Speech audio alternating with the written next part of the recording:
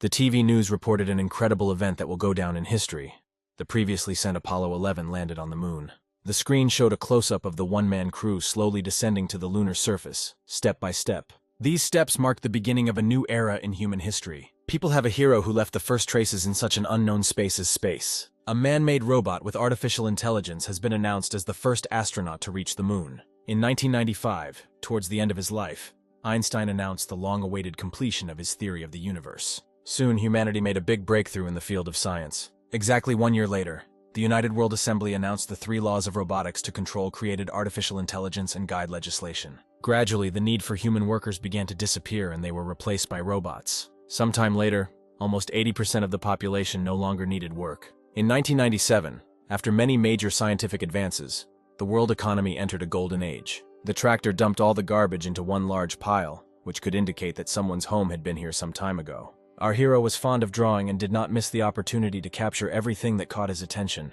And now he was watching the tractor in action, sitting a little away from it and sketching all the details. While drawing, Sam didn't notice how quickly time was passing around him. Suddenly, a large doll-like object flew into the pile of garbage. This caught the hero's attention, causing him to flinch in surprise. Taking a closer look, he realized that it was a broken robot. The next moment, an idea came to him. At the same time, in her laboratory, the woman was studying the news about a new virus that was sweeping all sectors of the world. One clear symptom of this virus was coughing up blood. Suddenly, the door to the room opened and her grandson's voice reached her. Looking up from the screen, Louise turned to the boy, asking what had happened. Sam said with a happy smile that he had found something amazing. Louise, not understanding what caused such a violent reaction from the guy, asked what exactly he found. He turned sideways to her, showing the broken robot. Seeing him, the woman told Sam to weigh him, then she would pay him for the scrap metal. But the hero objected that he was not here for that at all. He pointed to the robot's hands, saying that they were moving. Afterwards, Louise came closer, and taking a closer look, said that she could give him more for a functioning power source. But Sam again objected, asking her to save this robot. The woman was very surprised by her grandson's request. He begged her to fulfill his request because she was good at fixing things. Taking out a new cigarette, Louise asked if he had money. The hero replied that he would never force his grandmother to work for free, and pressed the button on the watch. After he displayed his score on the screen, Sam showed it to her, saying that it was all he had. She froze for a moment when she saw his balance. After giving him a slap on the head, she said that for 1,500 marks he wouldn't even buy a hamburger. A few days later, a head was attached to the robot and some non-functional parts were replaced. Sam came to inspect his robot after a long 3 days of waiting. He asked his grandmother what the robot had with a face. She replied that this part was the most expensive, and if he wanted to put on a different face, then let him pay for it himself. After her words, the guy again turned his attention to the robot, and having examined it more carefully, asked why all robots wear the same clothes.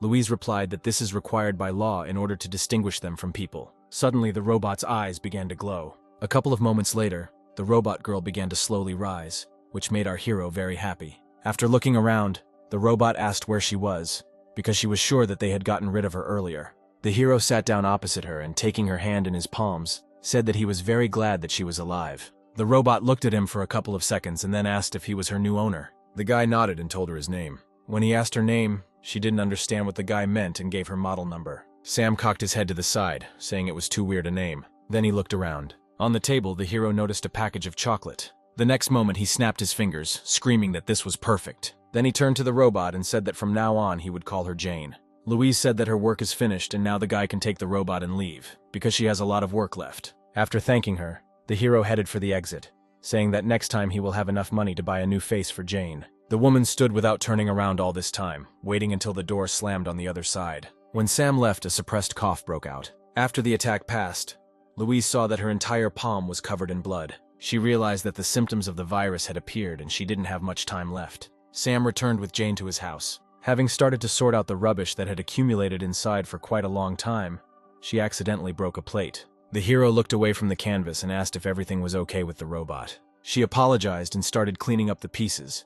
The guy who stood up replied that she shouldn't worry about it, because he found it in a landfill and it wasn't of much value. Having settled down next to her, Sam began to help her, and in the process asked Jane to call him something else, and not master. She didn't have time to answer anything when she accidentally touched a mountain of rubbish behind her, after which everything fell to the floor. Sam just screamed that it was amazing. Inspecting the resulting mess, he said that he had long dreamed of cleaning it all up. Jane apologized to him, saying that her neural network parameters were damaged, so her motor functions were very limited. She was very upset that at the moment it would be very difficult for her to be useful for her master.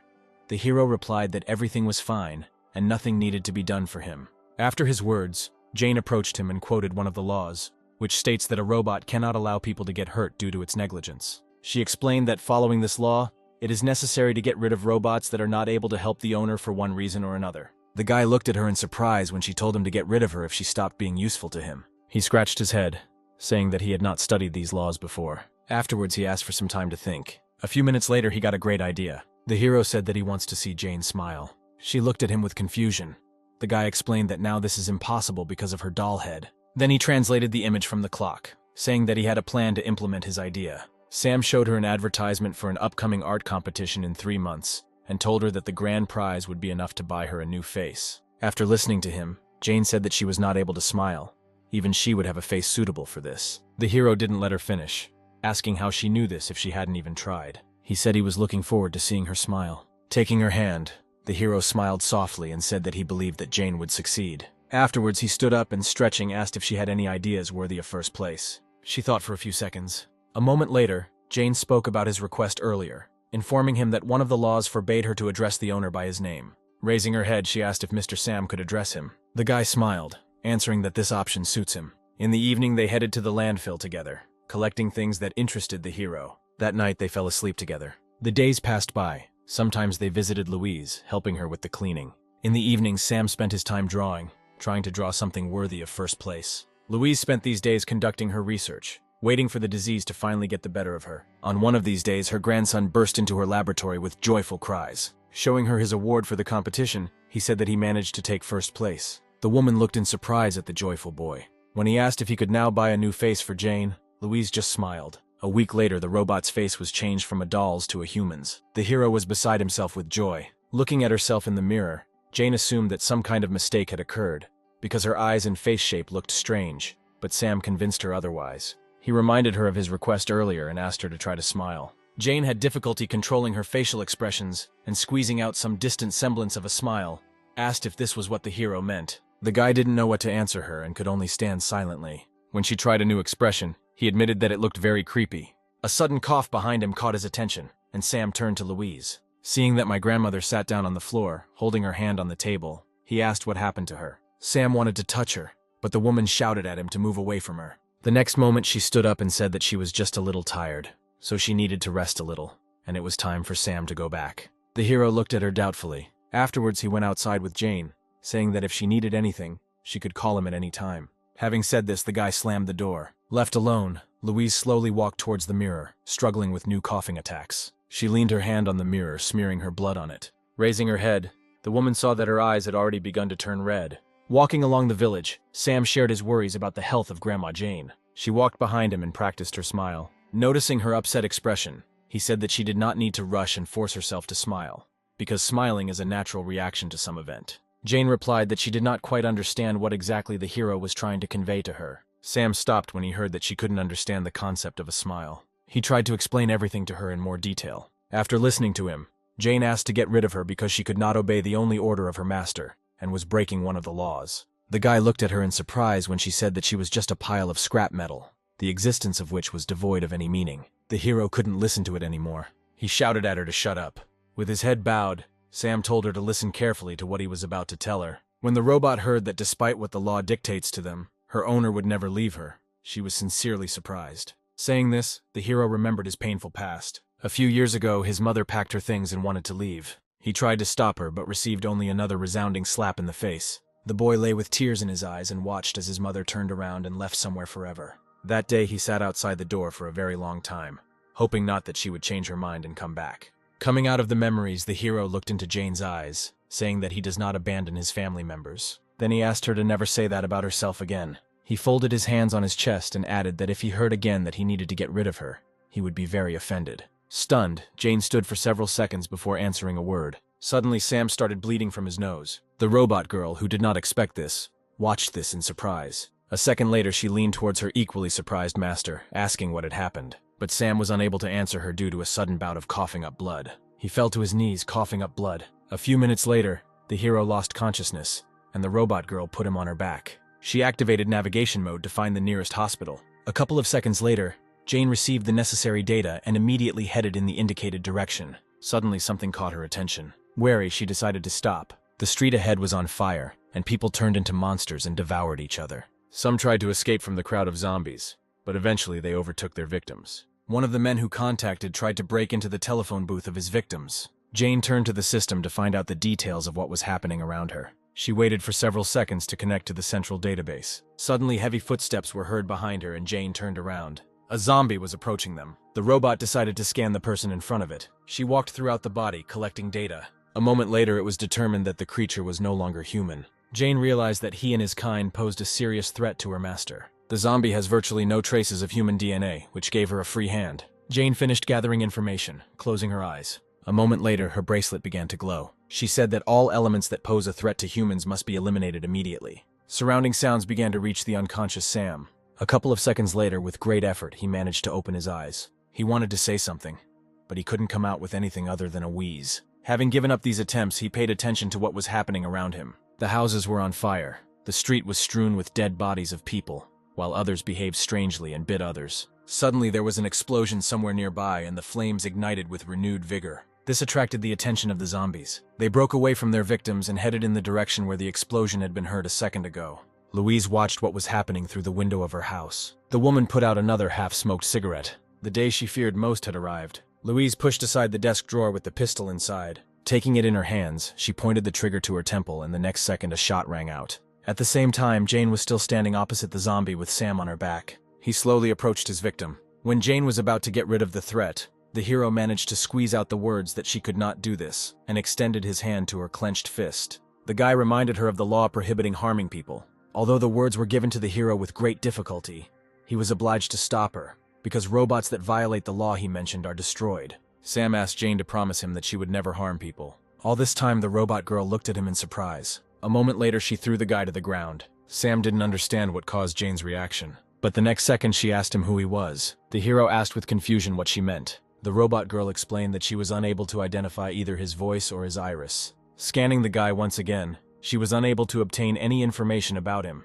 after which she announced that she would classify Sam as another dangerous specimen. Jane was sure that the guy lying in front of her was not her master, so she turned around, saying that she had to find him. The amazed Sam looked at his robot, not believing what was happening. He was able to call out to her only when she moved a few meters away from him, but Jane did not pay any attention to him, continuing to look for her master. Suddenly, Sam had another coughing fit. A couple of moments later, he heard footsteps approaching him and looked up to see who it was. The next second, he saw a crowd of zombies approaching him. At the same time, Jane ran further and further down the street in search of the real Sam. She suddenly stopped when she noticed something strange. A couple of meters away from her stood the same robot girl, and the man sitting in front of her asked her for help. She also scanned him to verify his identity, just as Jane had done earlier.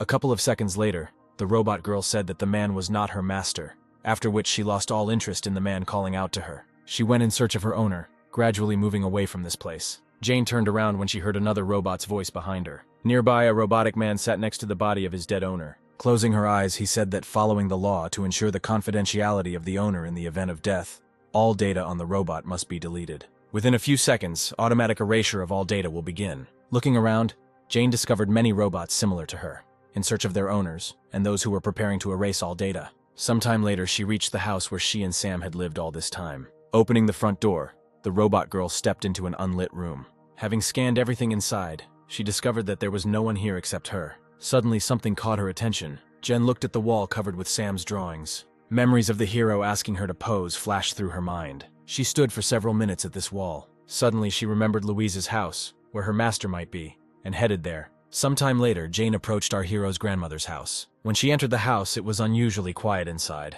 The robot girl went deeper into the house, exploring each of the rooms, and in one of them she discovered a dead body. Jane stopped to scan it and get information about the identity of the person in front of her. Having established her identity, she walked over and sat down next to Louise. Jane remembered what Louise had told her when she changed her face. The woman said that Sam's mother abandoned him when he was 5 years old, which is why he now sympathizes with Jane, because someone abandoned her too.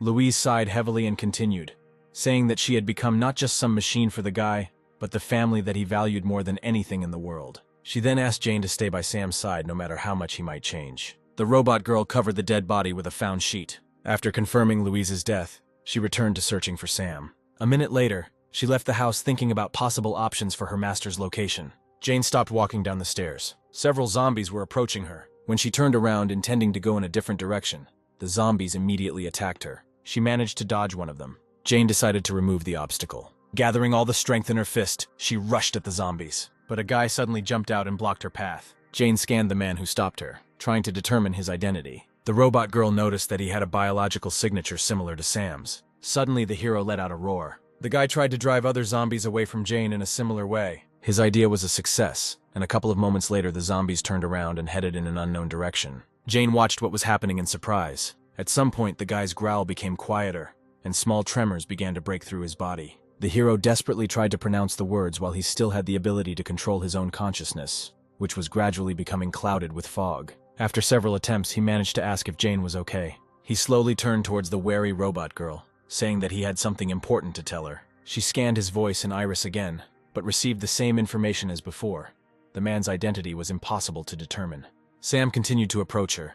He said that he wouldn't last long, so he had to have time to tell her. A few seconds later, he managed to take Jane's hand. After that, he said that the last 3 months that they spent together, he was truly happy, because he had a family. All this time, the robot carried out various checks to establish his identity, but they all gave Jane the same answer. Suddenly, Sam was overcome with weakness and fell to his knees, the robot supporting him by his arms, preventing his torso from collapsing to the ground. Jen recalled various moments and desperately tried to convince herself that the guy in front of her was not her master. But his words and attitude towards her were no different from the real Sam. At some point, unconsciously to herself, she began to cry. Sinking to the ground, Jane hugged the guy, recognizing him as her master. She called his name, expecting some kind of response. Her tears fell onto Sam's face. The robot girl lowered her head over his, asking him to look at her face. She wanted him to see her smile, which she finally got after so many attempts. But the hero did not have any reaction.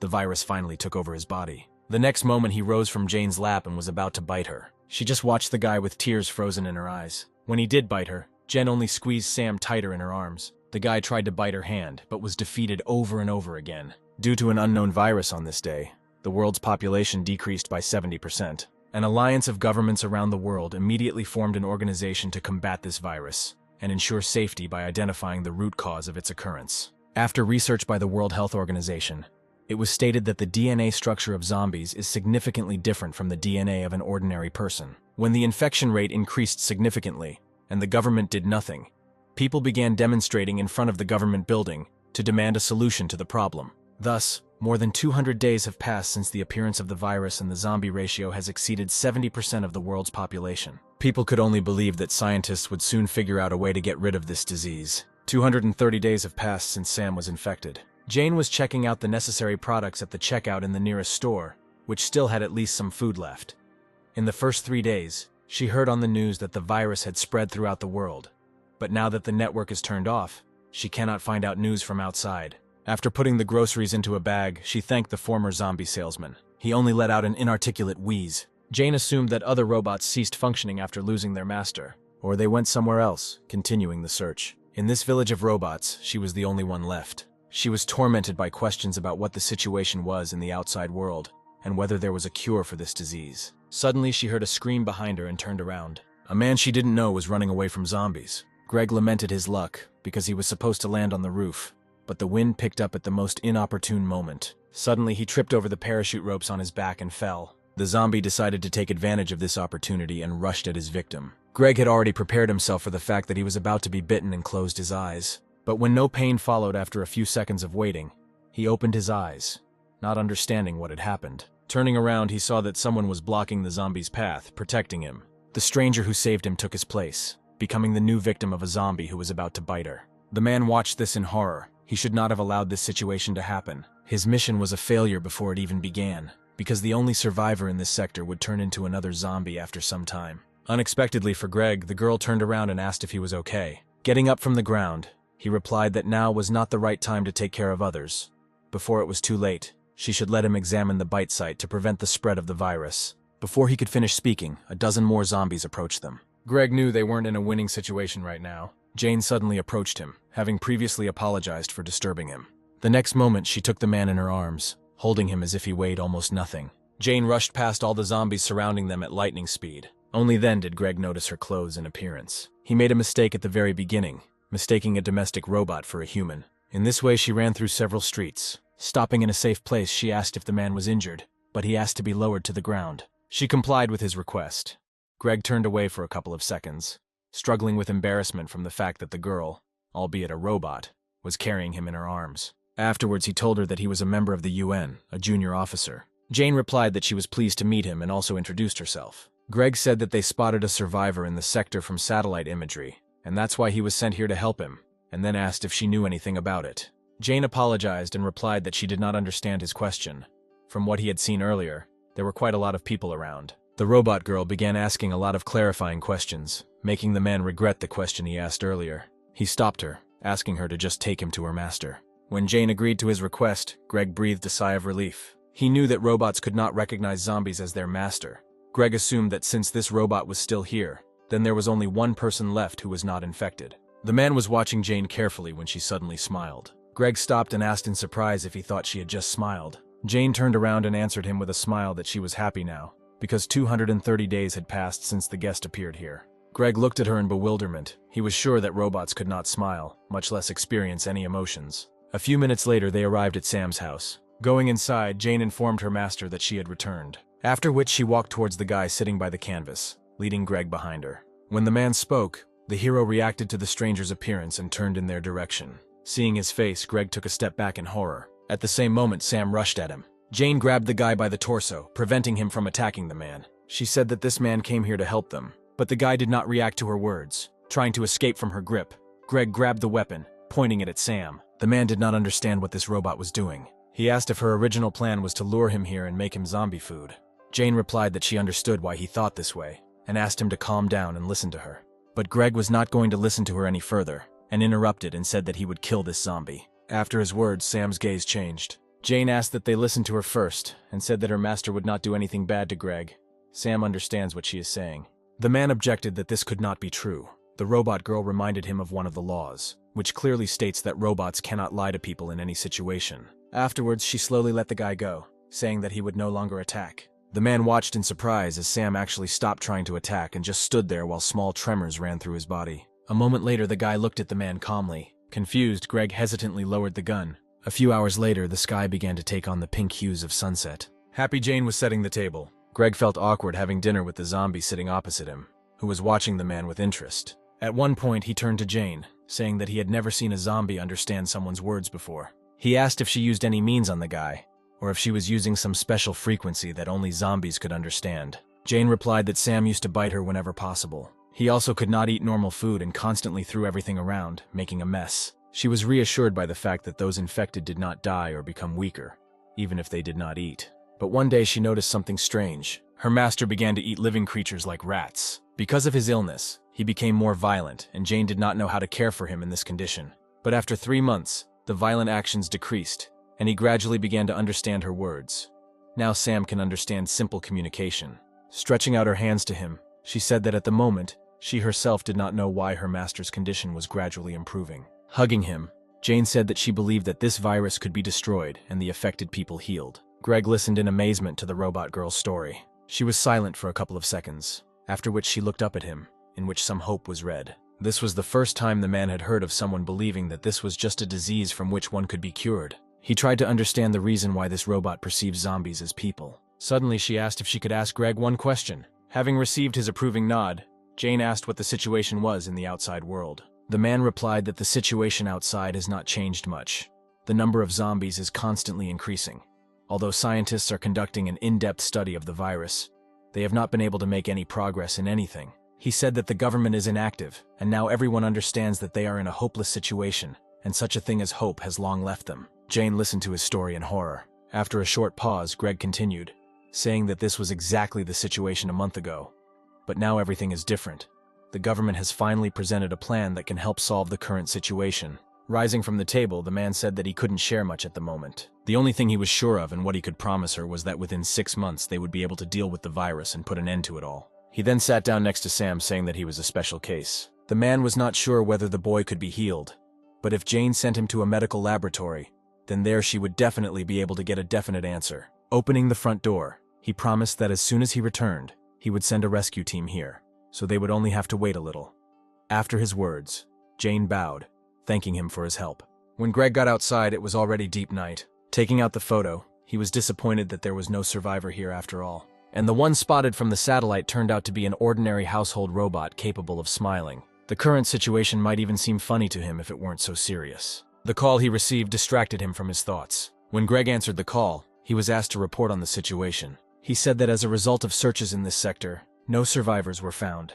The image they received from the satellite belonged to a domestic robot. At the same time, Jane tried to wash Sam, who tried to resist her. But she smiled and tried to explain to him the importance of this process. Looking up from the report, Greg noticed someone approaching from the side. Noticing his target, the zombie attacked him. But the man reacted faster, and the next moment he shot at the zombie. As he approached, he shot several more times at the dead body. Greg thought for a couple of seconds, remembering today's events. After stepping on the dead zombie's head, he said that there was no more important information worth sharing. The man concluded his report by saying that there was only a defective robot that mistakes zombies for people. After listening to him, the officer said that in this case, they could count it as a violation of the law on robot vagrancy. Then he said that the punitive detachment was currently carrying out a cleanup operation 500 kilometers from this sector. They will immediately be given an order to destroy all monsters in Greg's sector. A couple of moments later, they contacted the commander of the punitive squad, providing the coordinates. Unsuspecting Jane and Sam were enjoying their time in the bathroom. The next morning, the punitive detachment moved towards its next target. At the same time, Sam was scratching the wall with a stationary knife. Jane, who was cleaning, looked at him excitedly. The hero didn't pay attention to anything, carefully applying new scratches to the wall. At some point, Jane approached him and took the knife, asking him to be careful. When the knife was in her hands, the robot girl decided to pay attention to the wall. Raising her eyes, she froze in amazement for several seconds. Sam scratched her picture on the wall. She turned her gaze to the guy and joyfully asked him if he portrayed her. The hero nodded his head, confirming her guess. Jane looked at the image again with delight. Sometime later, she went to the store. While choosing various objects to draw, the robot girl beamed with happiness because her master had shown interest in something for the first time. It seemed to her that the damaged parts of the brain were beginning to recover, and the disease began to gradually recede. That is why for the first time she felt that she was flying home on the wings of happiness. She covered most of the distance by making long jumps. A sudden sound caught her attention. Raising her head up, Jane saw several planes flying past. She thought that this was the same rescue unit that Greg had told her about. But a moment later, scanning the passing plane, she realized that something was wrong. This model is clearly not used as a rescue aircraft. Her eyes widened in surprise as the realization dawned on Jane that they were being used for bombing. A couple of seconds later, the village was attacked and terrifying explosions were heard everywhere. Zombies burned alive in the flames that engulfed everything around them. Jane was thrown aside by the force of the explosion. She hit her face and fell to the ground. Slowly rising, the robot requested access to the database, trying to find out at least something about what was happening now. Sudden gunshots and zombie screams caught her attention, forcing her to turn around. What she saw made her freeze for several moments. Armed robots emerged from the raging flames. Jane recognized the model immediately. These robots have been manufactured for 12 years for the most dangerous military operations. She didn't understand why military robots were sent here, because there were only sick people here. Suddenly, they opened fire. The robots got rid of the zombies without any delay. Jane was confused, because earlier she had been informed about the arrival of a rescue squad, but not a punitive one. She began to analyze all the data she had received since Greg arrived with them. His words about salvation turned out to be a lie. Jane also remembered that the man was collecting information about possible survivors here. She realized what exactly it was. That same countermeasure in relation to solving the problem with the virus. Greg meant by this the complete destruction of the source of infection. Jane realized that her master was in danger. A couple of minutes later, she was approaching their house. Noticing the broken door, her excitement intensified. A moment later, she noticed someone else's footprints left at the front door. Jane ran into the house, hoping Sam wasn't hurt. However, as soon as she was inside, she saw a military robot with a pistol in his hands. Looking at Sam standing against the wall, Jane was convinced that he was alive and unharmed. Then she turned her gaze to the military robot. It was obvious that she had no chance of winning if she went into battle with him. But even realizing this, Jane was obliged to protect her master. The robot girl attacked the enemy, striking him in the head. At the very last moment, the military robot reacted and grabbed her wrist. For a couple of seconds, Jane was grabbed and hung in the air. It took the military robot a couple of moments to identify the model of the robot that attacked him. After which he said that, following the laws, the robotic home must be eliminated. A moment later, the robot attacked Jane, intending to destroy her. At the same moment, the final percentage of her victory was completed, which was only 1,000th. As she fell to the floor, she noticed the frightened expression on Sam's face. Even if her body is torn to pieces, she must protect it. Analyzing everything that had just happened, she remembered that without violating certain articles, the robot could protect itself. At the moment when Jane attacked the military robot, The third section was applied to her. Therefore, her opponent will not rest until she is completely destroyed. She was completely satisfied that the military robot's attention would be focused entirely on her. The next moment, she released her hand from his grip.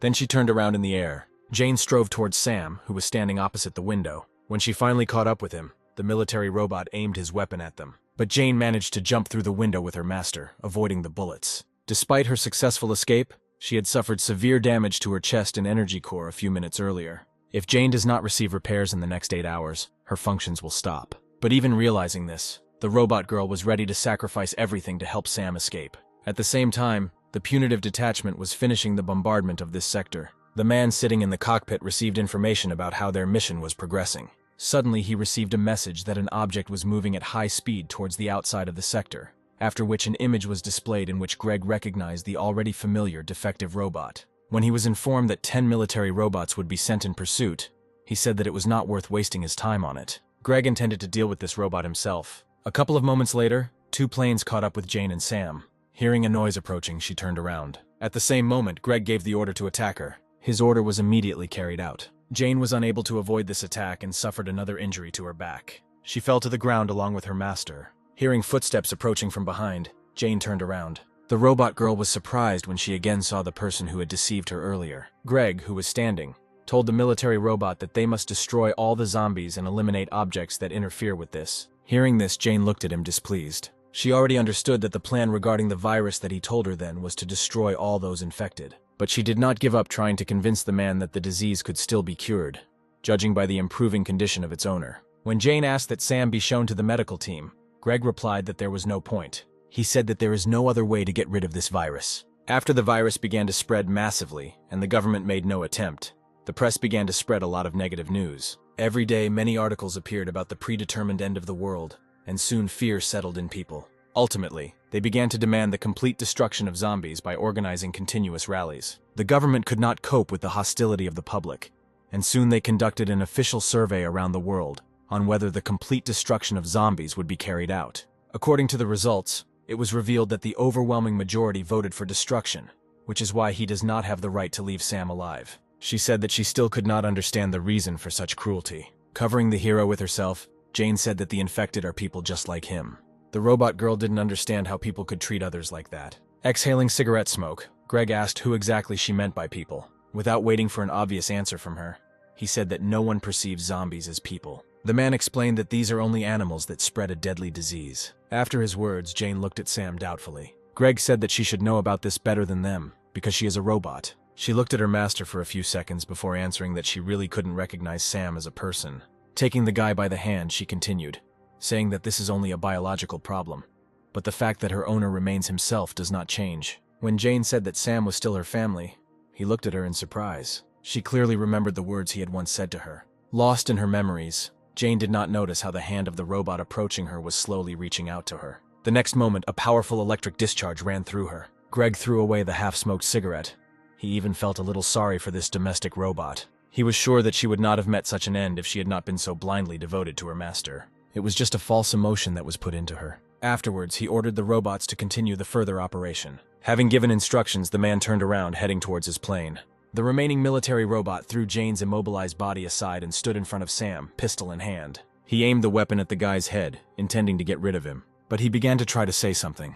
The hero reached out to Jane, who was lying a couple of steps away from him, but she did not show any signs of life. At the same time, Jane's mind flashed back to Layla, telling her to remain family to Sam, no matter how much he would change in the future. She expected that they would face many difficulties in the future. That is why Layla gave her a special power with which Jane had to protect Sam. A few moments later, the robot girl received a notification that the update download was complete. After that, her body rose up and she was engulfed in a golden glow. This caught the attention of Greg, who had already decided that he was done with her. He barely had time to turn around when half the body of a military robot appeared at his feet. Jane managed to deal with the robot that attacked her in the blink of an eye. The stunned man stood there, trying to comprehend what exactly had just happened. The robot girl decided for herself that from now on, anyone who poses a threat to her master must be destroyed. The hero himself looked at her in surprise. The military robots took up a defensive position, holding their weapons at the ready. Jane came to Sam's defense. Greg didn't understand how this was even possible, because just a minute ago she had been taken out of action.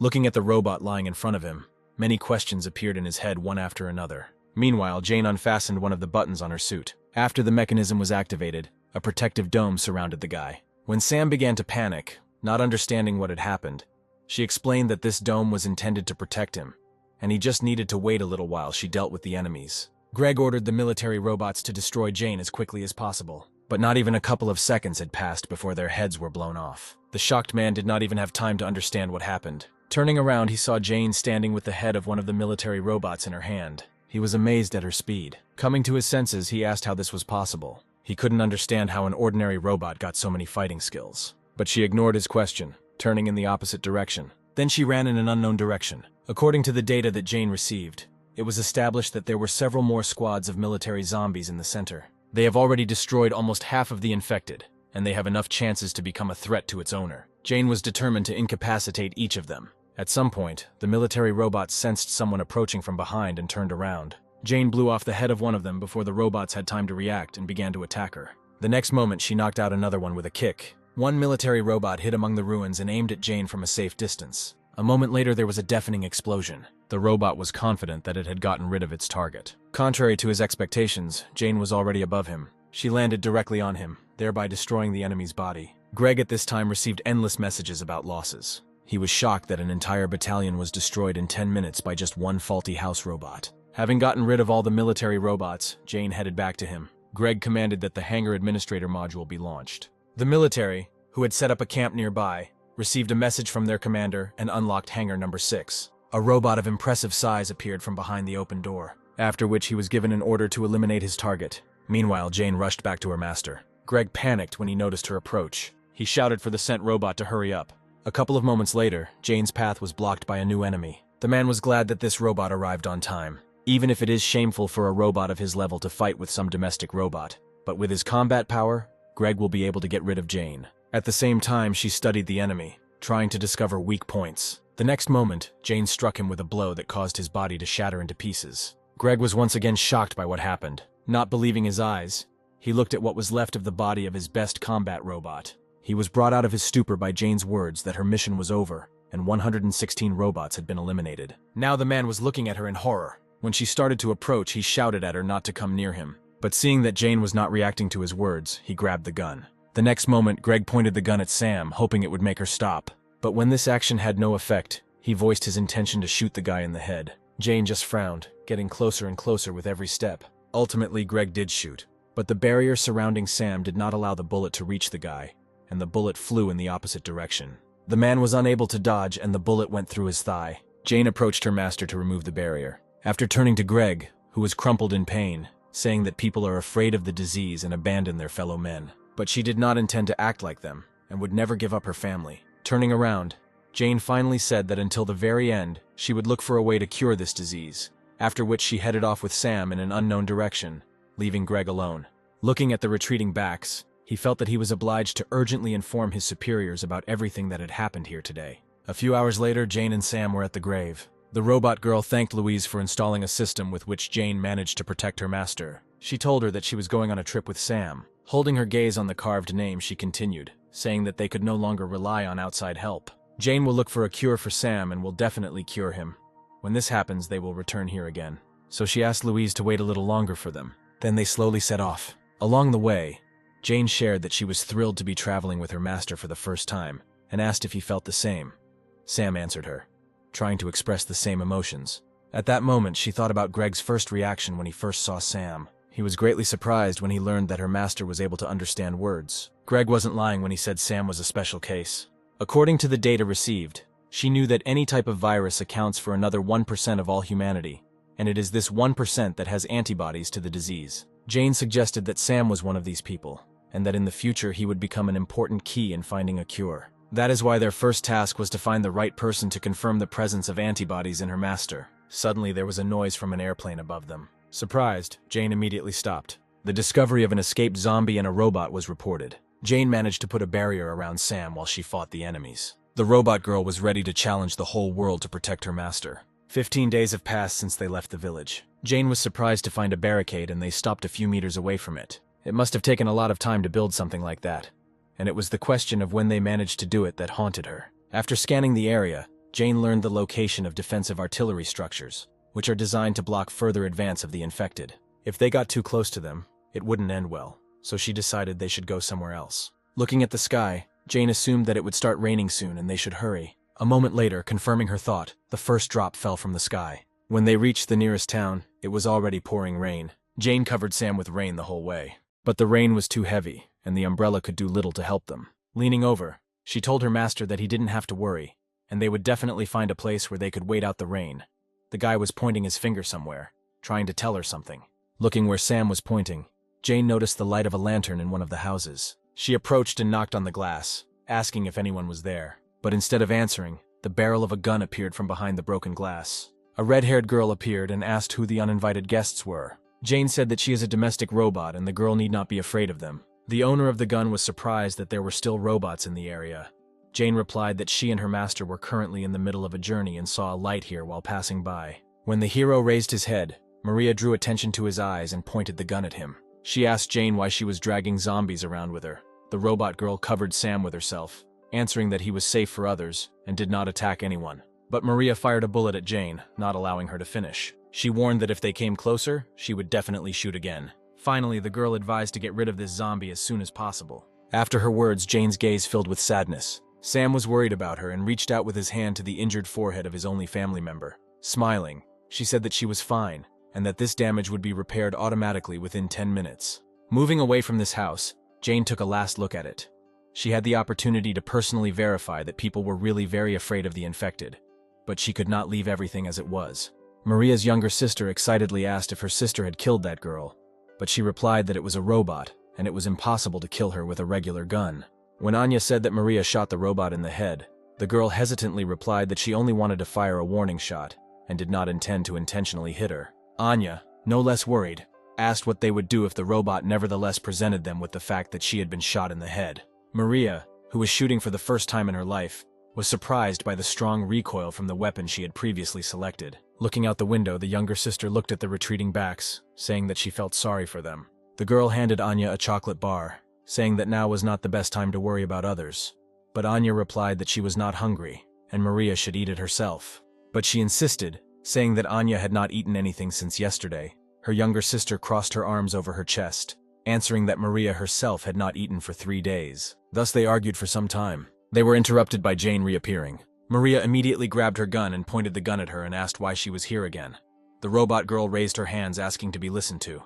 After that, she picked up a large box of food, saying that she couldn't pass by and decided to help them by collecting some food from the nearby market. Seeing this, the sisters could no longer think about anything other than the food in front of them. At this time, the sisters were enthusiastically gobbling up food on both cheeks. Anya thanked Jane with tears in her eyes, saying that they had not been able to eat properly for several days. She smiled and replied that there was still a lot of food left, and if they wanted something else, they could say so at any time. Drawing attention to Sam, who was standing with his back to them, the girl asked why he did not eat with them.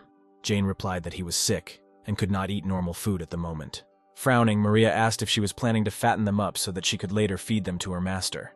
Jane assured her that this was not the case. Anya did not take her interested gaze off Sam. She walked over and touched his back, getting his attention. A couple of seconds later, the surprised hero turned to her. Anya could not hide her joy.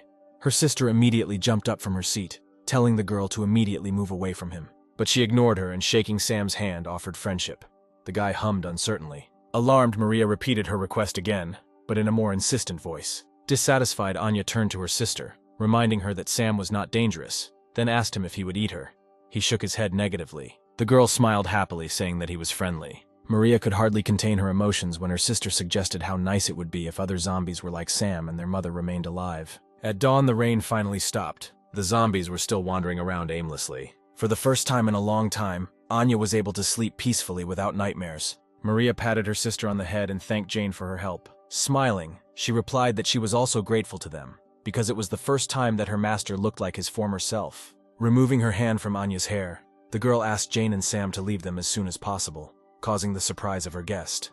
Taking a photo from the shelf, Maria explained that she was very worried about Sam being a zombie. She said that 2 months ago their neighbor also became infected. Ultimately, their mother died. One morning, the woman left the house to find food for them. But not even a couple of minutes had passed before zombies surrounded her and ate her alive. Maria watched this with tears in her eyes. She could not even go out to help her mother. Clutching the photo to herself, The girl said that Anya was sleeping at that time and did not see that tragic scene. But Maria could not cope with her hatred of zombies. Then she repeated her request that they leave this house. Bowing her head, Jane replied that being a robot, she had no right to refuse a person. But before leaving, she asked Maria if she would like to listen to some interesting information. The interested girl asked what exactly the robot wanted to tell her. Jane said that if they went west, about 20 kilometers from here, they could find a barricade built by people, and there Maria and her sister could get help. She also said that she could take them there. It was difficult for the girl to believe her words. She replied that everything outside was crowded with zombies, and they would not be able to overcome such a long distance in such a situation. Jane just smiled, saying that she already had everything she needed to get to that place. Zombies wandered along one of the streets of the city, hoping to find a new victim. A sudden sound caught their attention and made them turn around. A moment later, a truck drove past them. Maria, clutching her sister in her arms, shouted at Jane to drive at a slower speed, but she replied that they should hold on even tighter, because she intended to increase the speed. Thus, the truck rushed through numerous streets. Maria asked if everything would really be fine.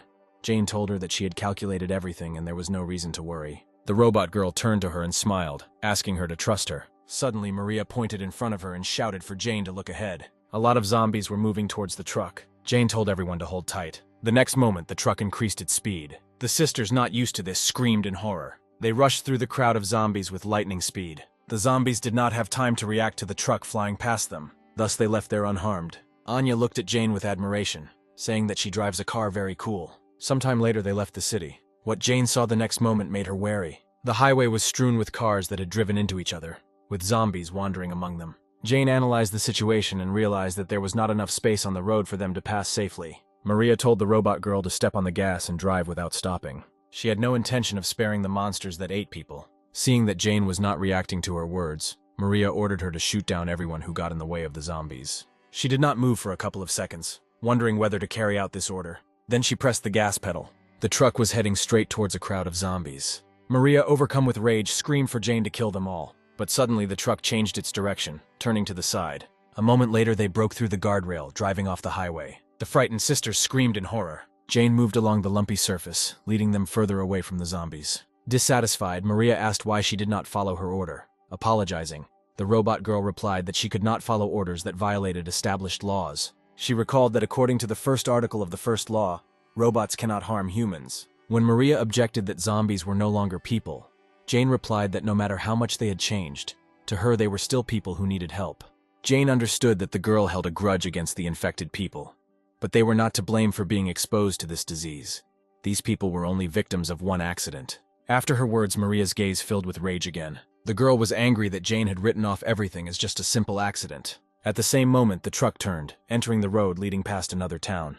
Maria barely held back her tears and said that she could not come to terms with the fact that their mother died due to some accident. She reached out to Jane to get some answers from her about what had happened. But suddenly a zombie appeared in front of them, attracting their attention. Jane began to twist the steering wheel to avoid hitting the zombies. Suddenly the truck ran over a huge rock. A moment later, he tilted dangerously, freezing near the zombie. But not even a couple of seconds had passed before the truck turned over with a terrible roar and fell on its side. Those sitting inside were thrown aside. The zombies gradually began to surround the car, feeling their victims inside. When Maria opened her eyes, they saw through the glass many faces of monsters surrounding them. They did not give up their attempts to reach the victims. Assessing the situation, Jane asked the sisters to remain calm. But Maria interrupted her, saying that if she had followed her order, then this would not have happened. She doesn't care why these people became zombies. All that matters now is that they are monsters who eat other people. If they don't get rid of them, they will eventually become the same themselves. Sitting Sam back down, Jane replied that it was for this reason that she was looking for a cure for her master. Maria looked at her with confusion. The robot girl explained that if she manages to find a cure for this virus, then no one else will suffer. But Maria only laughed sadly, saying that these were just stupid hopes. Afterwards, Jane turned to her master with a request. She asked if he could protect the sisters for 8 minutes. Sam nodded his head affirmatively. After receiving his answer, Jane climbed out of the truck and rushed through the crowd. The zombies gathered at the entrance tried to get inside. Maria and Anya experienced real horror. The hero began to growl and push other zombies away. The girl was surprised that Sam was really trying to protect them. Suddenly, the truck began to rise. The girls screamed in fear again, and the surprised guy tried not to fall out of the front window. Jane managed to turn the truck over and lift it, thereby protecting her charges from the zombies. She shouted at Maria to fasten everyone's seatbelt. The girl, not understanding anything, sat looking around. Anya quickly came to her senses and fulfilled Jane's request, fastening Sam. The next moment, the truck was thrown over the top. Anya looked out the window in surprise. The truck hovered in the air, covering a long distance. Jane followed them along the ground. When the truck began to descend, she jumped up towards the truck. A few seconds later, Jane caught up with the truck. She supported the truck, softening its landing. The girls screamed in horror again, feeling that they were starting to fall. Having touched the ground, Jane tried to brake, still holding the truck. A few seconds later, she finally managed to stop. At the same time, behind the walls of the barricade, people did not stop monitoring the situation around them. Having received an urgent report, one of the employees actively knocked on the door of his boss's office, waiting for permission to enter. A few moments later, the man gave permission to enter, without raising his head from the numerous documents that littered his desk. When Justin asked what was going on, he was informed about the received surveillance images. His hand froze, pen in hand, right above the document when he heard a truck approaching the barricade, which belonged to a survivor from the contaminated area. Putting his pen aside, Justin reached for his glasses to take them off. He was interested in this survivor he had just been informed about. Jane got behind the wheel again, and now they continued on their way without obstacles in the form of zombies. She broke the silence in the car by turning to Maria. She turned away when Jane asked if Maria was angry with her. But then she turned around and replied that they all almost died, and Jane should have warned about what she was going to do. Anya interrupted her sister and smiled and said that she enjoyed it, as if they were riding a roller coaster. A few minutes later, a barricade finally appeared in front of them. Jane told her sisters that they were almost to the point where they could help them. When Anya pointed to the wall and asked what it was, Maria replied that it was the place where the soldiers were who could protect them. She said the days of sitting cooped up, afraid to go outside, and sharing leftover food would finally end. Anya looked at her sister with delight, asking if she could go to school now. The girl smiled and nodded, answering that now they can live the same way as before. Suddenly they ran over something that made an unpleasant squeaking sound. The next moment, the sisters saw a bright light. The truck hit a mine and flew into the air. Trying to think of a way out of the situation, Jane knocked down the door on her side. She managed to get out of the truck, along with her master and two sisters, before the vehicle hit the ground. Jane landed on the ground, preventing her charges from getting hurt. Afterwards, she excitedly asked if everything was okay.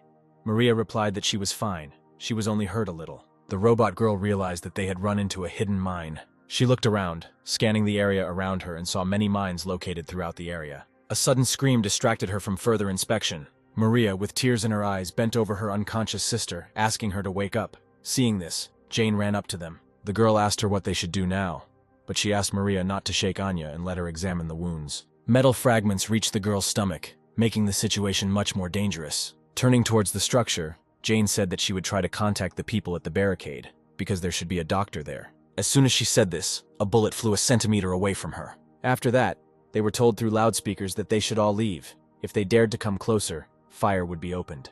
Hearing this, Jane stood up, shielding her master and the girls. She asked not to shoot, because these people were survivors, and one of them needed the help of a doctor. She was told that this announcement was for temporary beings. Justin reported that a few months ago one survivor had already been rescued, but in the end he was infected, and a couple of days later an incident occurred that contributed to the rest of the surrounding areas being infected. It was from that day that the government established that all people in the affected areas would be marked as temporary beings, so now they have no right to let them in. Maria couldn't believe what she heard. She didn't want to believe that they had come such a long way in vain, risking their lives. She was filled with resentment, anger, and despair. Suddenly, she screamed for them to be let in, because it was too inhumane to do this to them. Observing this, Justin forbade calling anyone from the infected area survivors and treating them the same way they treat zombies. If they approached, it was ordered to open fire immediately. Suddenly, he was informed that a large number of zombies were approaching the barricade. Zombies flocked to the sound of an exploding mine that attracted them. It was established that they came from neighboring sectors. Justin immediately ordered everyone to take up fighting positions and be ready to fight. At the same time, Sam and Jane turned towards the approaching zombies. What was happening was completely beyond Jane's calculations. She could not believe that the soldiers would really leave them like that. Having regained her composure, she turned to Maria, saying that they needed to get out of here as soon as possible. In a quiet voice, the girl asked what would happen after they escaped from here. She had no idea where to go when zombies were roaming everywhere, and those who could help them refused to do so. Jane tried to calm her down, but the girl interrupted her, saying that everything they do is useless, and they will all die in the end. The robot girl decided to bring her to her senses, reminding her of Anya's condition.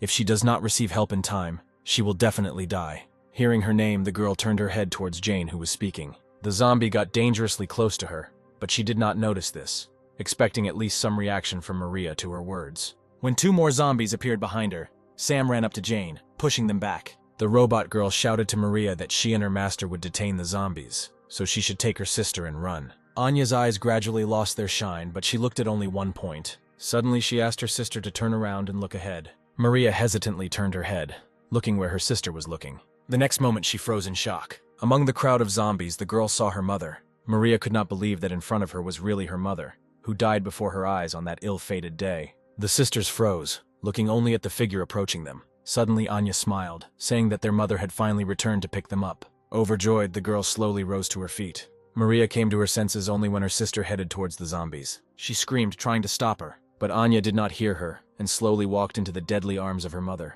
She was really happy to see her mother, whom she had missed so much all this time. The girl did not see her as a threat until recently. Even when the woman bared her sharpened teeth, leaning towards her neck, Maria screamed with all her might for her sister to leave there, realizing the danger looming over her. But it was too late, because the next moment their mother's teeth closed on Anya's neck, digging deep into her body. Seeing this, Maria, overcome with horror, jumped up from her seat and ran to her sister. At this moment, Jane turned her attention away from the zombie, looking back towards her sisters. She saw several more zombies approaching Anna. Jane immediately rushed to the girl's aid. A couple of seconds later, she was already holding back the pressure of the infected, who were attracted by the smell of blood, while Maria approached her sister. Kneeling down next to her mother, the girl tried to pull her away from Anya. She hoped that the woman would hear her words and stop. The girl tried to explain to her that now her own daughter was in front of her. But seeing that there was no reaction to her words, Maria broke into a scream, and with tears in her eyes, begged her to stop. But her mother only began to bite into Anya's neck more furiously. At that moment, the girl realized that by trying to reach her mother, she was only wasting time. Maria reached for the gun, which was not far from her. After that, she pointed the weapon at the woman's head. The girl screamed with tears in her eyes for you to go away. Other zombies were once again defeated in their attempts to reach their victims. Jane and Sam couldn't let them get to Anya and Maria. Suddenly, she heard Maria's screams. Turning around, Jane found a terrible scene. She saw Maria pointing a gun at her own mother, threatening to shoot if she didn't leave. At the same time, Justin was informed about the successful preparations for the attack. A couple of moments later, one of the girls told him that everyone was only waiting for his order. Justin watched what was happening and said that they needed to wait a little longer. He was interested in how the current situation would end. Maria's attention was attracted by Anya, who said that their mother had finally returned. But she replied that now it was not their mother, but a monster devouring people. Anya did not hear her sister's words, saying that she no longer hoped to ever see her again. Maria listened to her sister in bewilderment. When Anya turned to her sister, one of her eyes changed color to red, and red marks were spreading across her body. The girl seemed surprised to hear Anya say that despite everything, their mother was not a monster. She remembered Jane's words that all those infected were only victims of the current situation. Then Maria herself answered her that if they did not get rid of the zombies, they themselves would die. But Jane, no matter what, did not intend to give up trying to find a cure. Having rethought everything that had happened, the girl could not hold back her tears. She threw the weapon aside. After that, the girl called Jane and Sam. When the robot girl holding back the zombies turned around, Maria asked if she still intended to continue searching for a cure if Jane managed to find one. Then the girl asked to cure her family one day. Then she knelt down and hugged her sister and mother. Jane looked at this picture with sadness. A moment later, she promised that she would definitely heal them.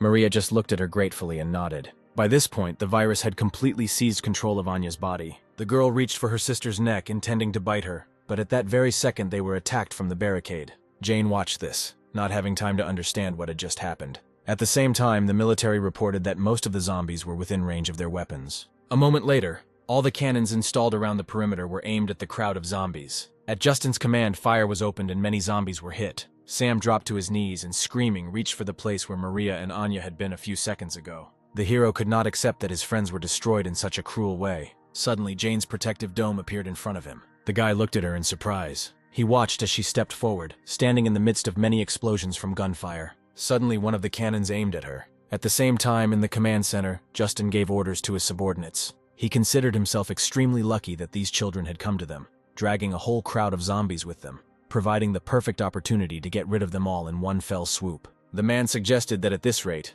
this area could be cleared much faster than they expected. Suddenly, alarms rang throughout the command center and the color of the lights changed to a dull red. Justin asked what caused the alarm to activate, but the exact reason was not determined. A couple of moments later, he was informed that a very strong release of energy had occurred on the front line. The man asked to show him the camera footage. An image was immediately displayed on the screen, informing them that something was approaching them at great speed. By enlarging the image, everyone saw that it was just a domestic robot. At the same time, the man was conducting a report, reporting all the collected information to his superiors. One day, an ordinary household robot suddenly changed, and in just a couple of minutes, Jane was able to destroy an entire battalion of soldiers. After this, the 93rd Division sent military forces to get rid of it, but they were all defeated.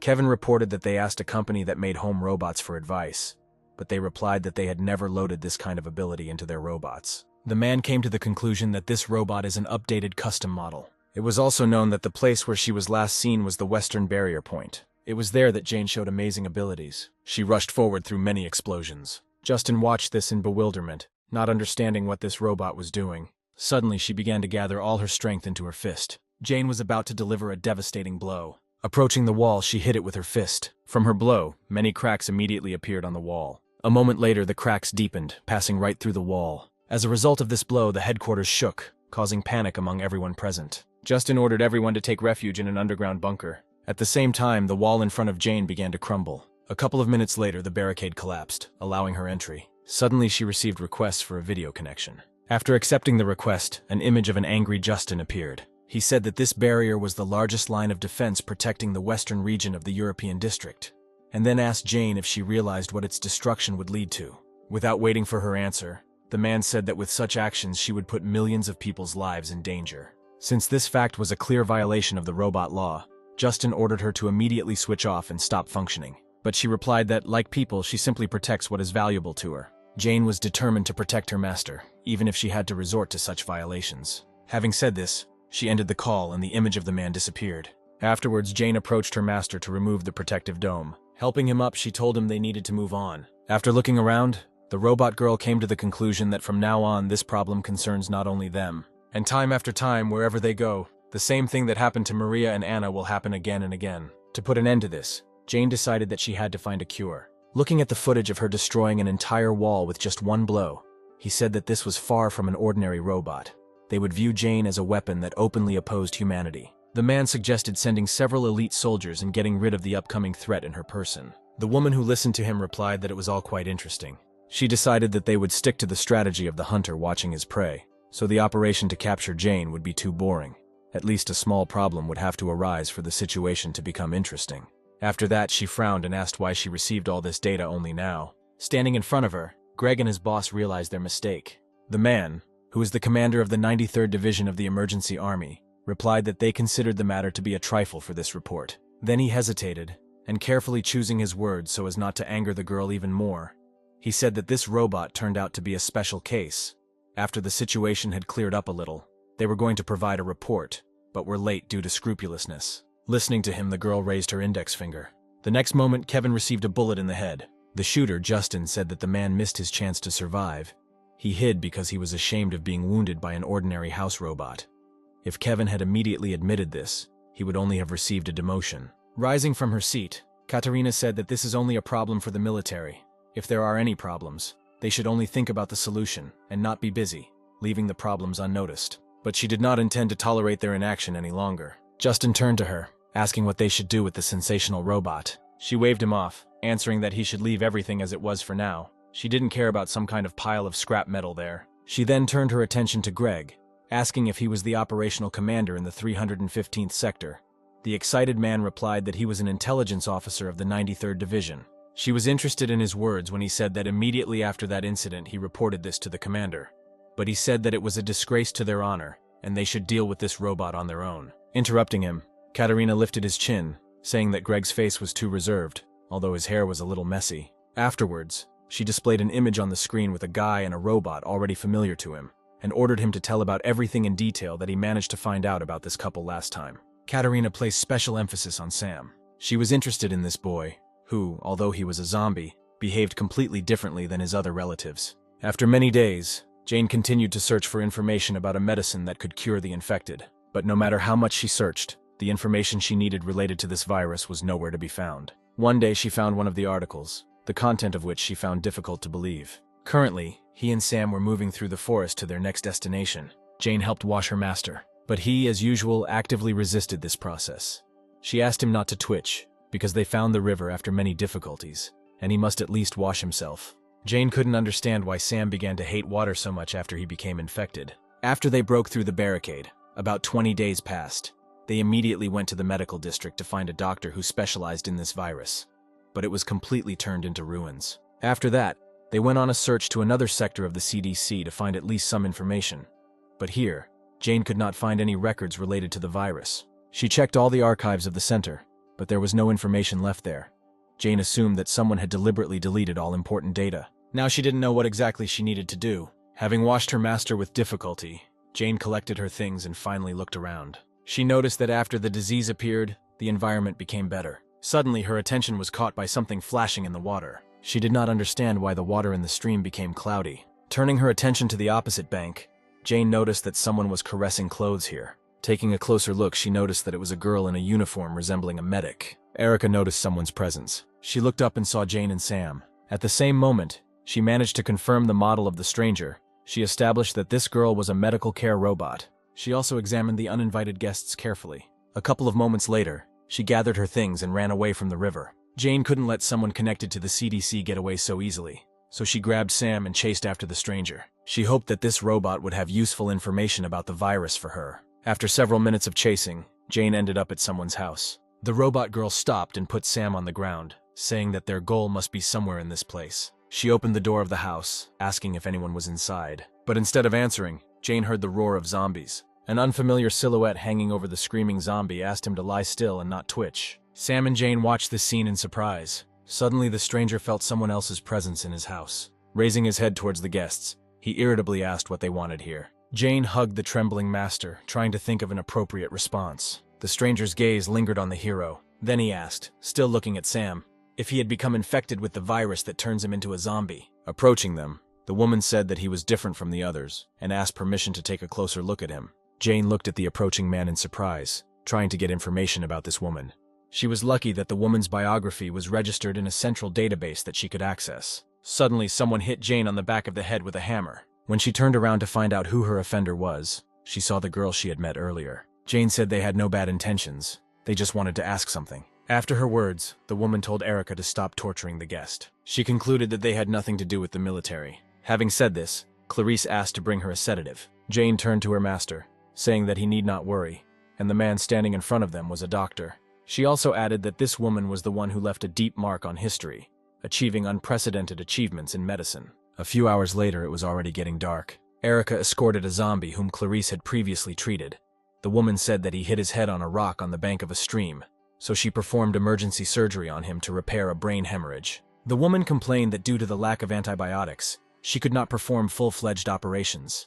But since he was infected with a virus, he would survive without any medications. Taking a break from her story, Clarice again asked Jane why they had come to her. The robot girl replied that she was a house robot, and behind her was her master. She was glad that she happened to run into Clarice. The woman was surprised when the guest said her full name and previous position. When she asked in surprise how Jane knew her, she replied that she had found the information she needed in the central database. A few moments later, she brought up the image and read that Clarice had previously developed several vaccines for 10 infectious diseases as an expert in epidemiography and bacteriology, after which she hid the image and admitted that she did not even expect to meet the president of the medical association in such a place. The woman said doomedly that the robot's facial recognition system was still terrifying, even though her current image was very different from her previous one, after which she turned to Jane, suggesting that she had a lot of questions. Taking the liberty, she voiced the question that Jane thinks about most often, namely, why Sam manages to think straight, and whether there is a way to recover from the virus. The robot girl looked at Clarice enthusiastically and confirmed her guess, saying that she was indeed looking for a cure. Jane shared the assumption that her owner has antibodies to the virus, and if Clarice can study it, then more accurate information about this can be found out. After listening to her, the woman scratched her head thoughtfully. Afterwards, she said that Jane should just give up because there is no way to cure this virus. The woman explained that this virus is not a disease. Jane was surprised to hear something like that and asked what it was. Clarice exhaled heavily. The robot girl said that they had come a long way here and asked the woman to tell everything she knew. At the same time, Katerina was drinking tea on board her ship. She praised the aroma of the tea, saying it suited her perfectly. Greg, who became her secretary, hesitantly turned to Katerina. He said that 2 days had already passed since she took the command ship for a sortie, and recalled that Kevin asked her to tell him their destination from time to time. When the girl asked what the point of their appointment was if they couldn't enjoy a cup of tea without looking back, Greg asked what they would do if she was reprimanded. Katerina exhaled tiredly and said that he was saying very strange things after she saved Greg from being shot. Then she took off her glasses and looked at him irritably, asking a question about who, in his opinion, would dare to reprimand her. Then she exhaled and asked her to tell Kevin to just be on guard until he received his orders. Suddenly she saw something in the glasses that caught her attention. Looking closer, she saw the same robot girl and her owner in the company of Clarice. Katerina was glad that they had finally made contact. At the same time, Clarice talked about how the virus is not a disease, but an evolution. Surprised, Jane asked what this was supposed to mean. The woman replied that it was similar to how a monkey evolved into a human.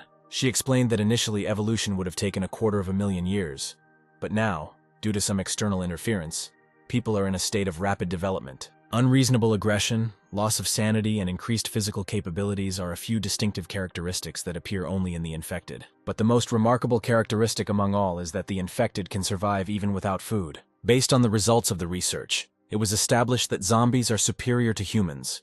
Their cells are still in the process of dividing.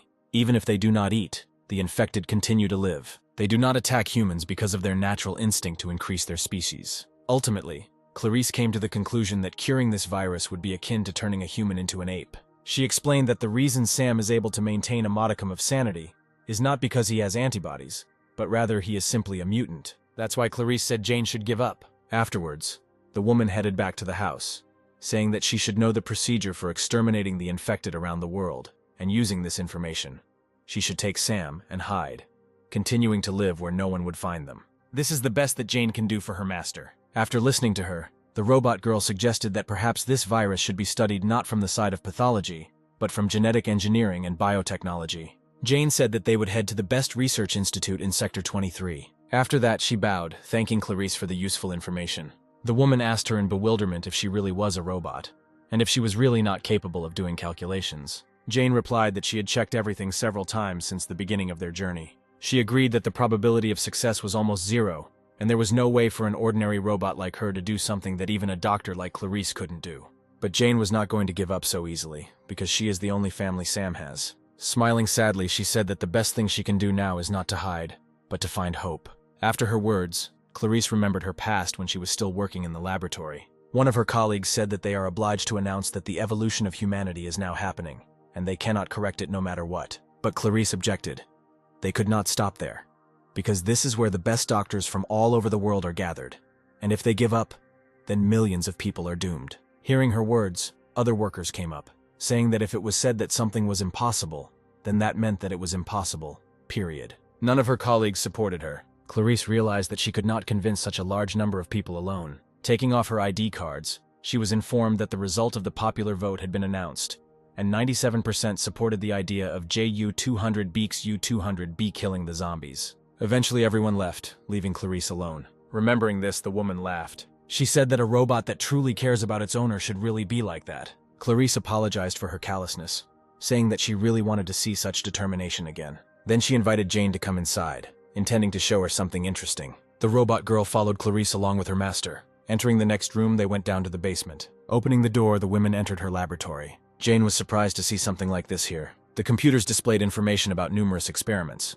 but they all failed. Jane studied everything in amazement. The woman said that she also thought that in order to defeat this virus, it needs to be studied through genetic engineering. She was not sure whether it was possible to change the genetic factor, but if she managed to revive the stopped brain using genetic treatment, then it would be possible to restore intelligence to the infected. The woman was confident that if their intelligence returned, then the infected would not be treated like pests. Patting Sam on the head, Clarice said that he could help her achieve this goal. She then turned to Jane, asking if she would trust her with her master. Seeing the doubt on her face, Clarice said that this child was the key that would help her complete her research. She assured Jane that she would definitely succeed and restore Sam's sanity. Having received her approval, the woman asked Erica to conduct a thorough examination of the guy. Encouraged, Jane asked Erica to take care of her master. She nodded and went to perform her duties. Seeing Jane's confusion, Clarice informed her that Erica's language system was broken, so she could not speak, and her expression of emotions was also severely limited. Then she headed towards the exit, calling Jane with her.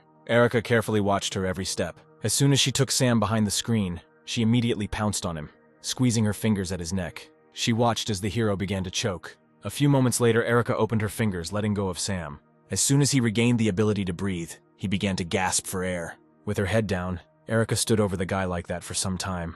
Suddenly, she said something quietly, but Sam did not hear and looked at her in confusion. Raising her head, Erica repeated, telling them to get out of here. A week has already passed since that day. All this time, Clarice gave Sam her full attention. Every time Erica walked past him, he shuddered and looked at her fearfully. After several studies, Clarice said that Sam currently has the intelligence of a child of 6 years old. The suspected cause was determined to be that it has a genetic factor that can suppress evolved cells. Erica also made another discovery that amazed them all. She saw the possibility of a complete cure for the virus. Jane was happy because the chances of her dream coming true had increased significantly. When she approached the house, Sam came out at the same moment. Approaching, she said that today's inspection ended surprisingly quickly. But when Sam raised his head, she saw blood on his face. She immediately ran into the house and headed to the laboratory to find out what happened there. Jane covered the distance in the blink of an eye and burst inside. At that moment, she saw Erica supporting Clarissa lying on the floor, near whom there was a pool of blood. Jane ran up to them, asking what happened. Seeing the woman's face, she saw the familiar stripes gradually spreading throughout her body. The robot girl realized with horror that Clarice was infected. Sometime later, they moved her to the bed, after which Erica put on an IV, and Jane carefully wiped off the blood. Breaking the silence, she asked when Clarice started getting infected. She was worried that it might have happened because of her and Sam. Hearing an incomprehensible sound in response, Jane turned towards Erica. A moment later, tuning into another wavelength, Jane was able to understand these signals. Erica said that Clarice had been infected about 70 days ago. The woman did not want to give up her research and continued to conduct it, suppressing the infection with incomplete treatment. But even so, she has already reached her limit. Suddenly, Erica asked her and Sam to leave soon, to give Clarice the opportunity to rest at least the time she had left. Jane hung her head sadly as she thought about her words. Afterwards, she said that she understood the current situation, and it would really be wrong if they continued to stay here. Having said this, she and Sam bowed, Jane thanking them for their help. Suddenly, Clarice grabbed Sam's hand. Jane looked in surprise at the awakened woman, who was struggling to get into a sitting position. Clarice said that she was finally able to find the right path in research and asked where they were going to go. Then she collapsed back exhausted. It was obvious that the woman was in great pain. Reaching out to Erica, Clarissa said that she wanted to continue her research and asked her to help her get up, but she did not budge. The woman repeated her request again, but more demandingly. But Erica again ignored her request, exhaling in disappointment. She said that she had been wandering in the dark for a long time, conducting numerous studies. She admitted that she was ready to give up many times. But one day Sam appeared, and for Clarice he became the last hope. She looked at Erica, saying that right now she had unfinished business that was much more important than her life. Clarice again asked to help her get to the laboratory, but Erica again had no intention of complying with this request, so Jane decided to do it instead. The woman thanked her for her help. She just shook her head, looking at her with regret. Erica was unhappy with this action of Jane. When they were alone, she gave her a hard slap. Jane said that she was well aware of the reason for Erica's anger. She said that it was not her selfishness in favor of her master. Jane helped Clarice because she understands what she was experiencing all this time. Jane assumed that Clarice was very upset by the constant failures, and she was also under the stress of being infected. The robot girl said that she knows too well how difficult it is to fight against everyone alone. She was confident that Clarice would not stop, no matter what difficulties stood in her way. Jane said that if they could see just a glimmer of hope, they would both move forward no matter what. That's why Erica won't be able to hold them back. She looked at Jane in surprise. When she finished speaking, Erica lowered her head, biting her lip. The next moment she said that Jane knew absolutely nothing. She asked what kind of end people like them would face. Jane froze in surprise. Clarice talked about how Erica's language system was broken and she couldn't speak. Jane asked why she had been hiding her ability to speak all this time. Erica just looked at her with hostility. At the same time, Clarice injected herself with an injection that could briefly delay the spread of the virus in her body. Once the medicine was administered, she sighed heavily and leaned back in her chair. The system informed her of the results of another experiment on cerebral gene activation. The woman couldn't believe her own eyes when she personally read the results. Suddenly, Erica received a signal and was distracted from her conversation with Jane. Then, clutching her head, she quietly said that this should not have happened. Jane didn't understand when Erica suddenly rushed back into the house. She followed her, trying to find out the reason for her strange behavior. Once inside, the girl saw Clarice, overcome by another coughing fit, and Sam standing next to her. They approached her, asking if everything was okay. But instead of answering, Clarice took her hand away from her mouth and pointed at the monitor. The girl sitting next to her froze and looked at the monitor in surprise. The last experiment carried out was successful. Jane was incredibly happy because she had a chance to heal her master. Eliza was also amazed that Clarice still managed to accomplish what had recently seemed impossible. The woman looked at Sam, saying that all the answers to what was happening were in him. She thanked him. Then she said that her time was coming to an end. Clarice reached out to Erica, saying she wanted to ask her for one thing. But she looked at the monitor, not paying attention to those around her. The woman called her several more times. Without turning around, Erica said that from now on, all this data is code blue. Everyone froze in surprise as they listened to Erica continuously repeat code blue. Clarice was most amazed by what was happening. She asked how it was possible that Erica had the ability to speak. Suddenly, Erica said her mission was accomplished. When the woman heard the name the girl had just called, Katerina received information from Erica about Clarice's discovery. The girl did not doubt her genius abilities. She stood up from the table, putting her glasses aside. She said that if they catch a zombie capable of maintaining their sanity, they will be able to achieve unprecedented heights. After that, she and Greg headed for the exit, saying that their vacation was over. Entering the control room, Katerina ordered everyone to prepare for takeoff. Taking her place, she told Kevin that they would be using the same weapon and asked him to hurry up and prepare it. But the man asked confusedly why she was going to use it. She had no intention of explaining to him, and told him to simply carry out her order. Kevin said that in order to use these weapons, they need the approval of the president, so he will immediately seek his approval. Smiling, Katerina replied that her order was enough. She would simply provide a detailed report at the end. The man had no choice but to follow her orders. After this, he informed everyone that they would be using Mars and gave orders to begin preparing it immediately. The ship was approaching Clarice's house at high speed. Jane sensed danger approaching. She stood up abruptly, telling everyone that enemies were approaching them. The woman was surprised that their location was discovered so quickly. Jane told everyone to stay here while she fought and ran towards the exit. Clarice tried to stop her, shouting that it was too dangerous for her to approach the military. But she was seized by another coughing fit. Erica sat down next to her, offering her a glass of water. The woman asked the reason for her action. She just looked down sadly. At this time, Jane had already run out into the street. Looking up, she stopped. Jane noticed an approaching ship. After checking all the data, she discovered an unusual structure on it, and established that it was a new type of military weapon, about which there was no information. The robot girl activated her body's power-up. She was determined to stop the enemy no matter what. The next moment, Jane jumped into the air towards the ship. In a few leaps, she was right in front of him. The weapon was already fully loaded and aimed at her. A moment later, a shot was fired. Jane realized that Clarice's research was the hope for all humanity, so she was obliged to protect her. Putting her hands in front of her, she created a protective barrier. The moment Jane appeared in their field of vision, the image from the cameras was transferred to the screen. Katerina's expectations were confirmed.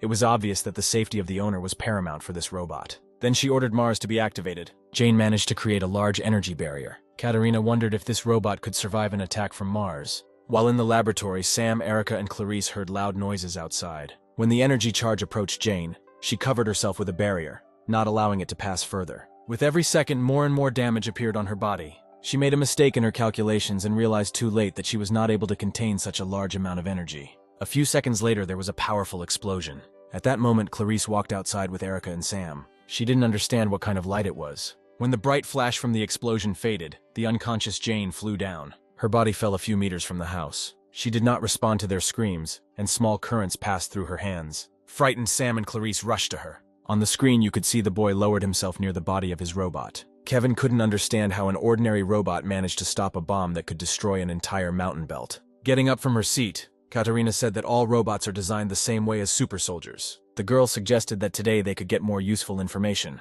Turning to Kevin, she said that the most important skill of a commander is accuracy in assessing enemy capabilities. Then she ordered the hatch to be opened because they were going down. At the same time, Clarice and Sam sat next to Jane's motionless body, hoping to get at least some reaction from her to their voices. Suddenly, a huge shadow loomed over them. Clarice looked up to see what it was. The enemy ship stopped directly above their small group. Suddenly, the mechanism activated. A few moments later, a cabin containing military personnel descended.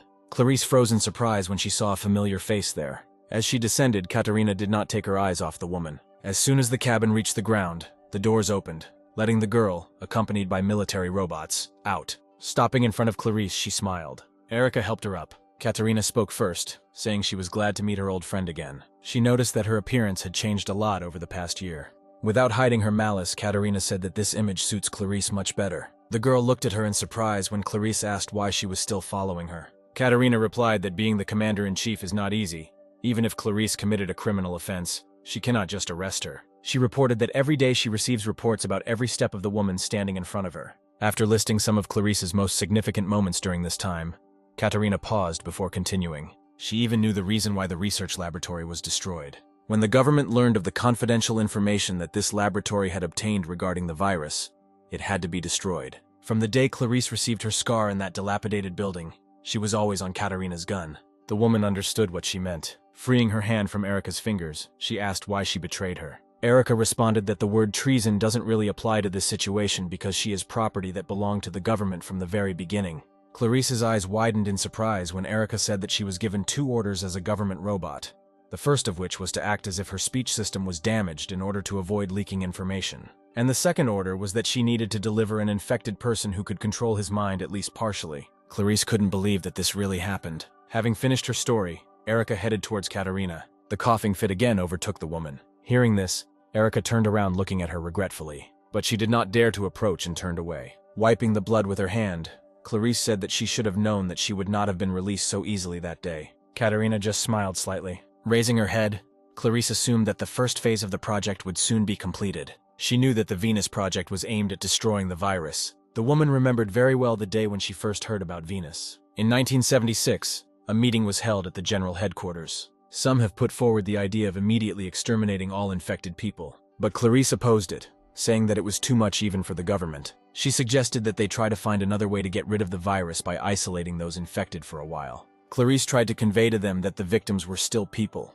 but the Secretary General dismissed her words, saying that she was talking nonsense. He recalled that everything had already been decided by the previously held national vote, and there was no point in discussing it again. 93% of the public supported their policy. The man blamed Clarice for the fact that such a situation resulted from her incompetence. On her orders, the medical community did not warn anyone about the impending disease. She interrupted him, correcting the vote he had previously stated, which was 76 to 24%. Clarice said that this was the result of a private poll conducted by the World Medical Society before the popular vote. She said the results are similar, but the difference in scale is too great. Looking at Tom, Clarice asserted rather than asked that the voting results were rigged. After her words, the man jumped up from his seat. He asked what evidence she had so that she could talk such nonsense with such confidence. Clarice ignored him, and again addressed the council members with the words that there was no point in exterminating the infected. She argued that recently the virus has been spreading throughout the continent and infecting people, which means that somewhere there is another source of infection, in addition to the main infection from infected people. Katerina, along with everyone else, listened to the assumption of the president of the medical society that this source could not be discovered so easily, and no matter how many infected they killed, at this rate, they would not be able to stop the virus. Clarice also said that they are currently developing a new treatment called genetic factor treatment. She assured everyone that she would be able to show significant results within the next 6 months.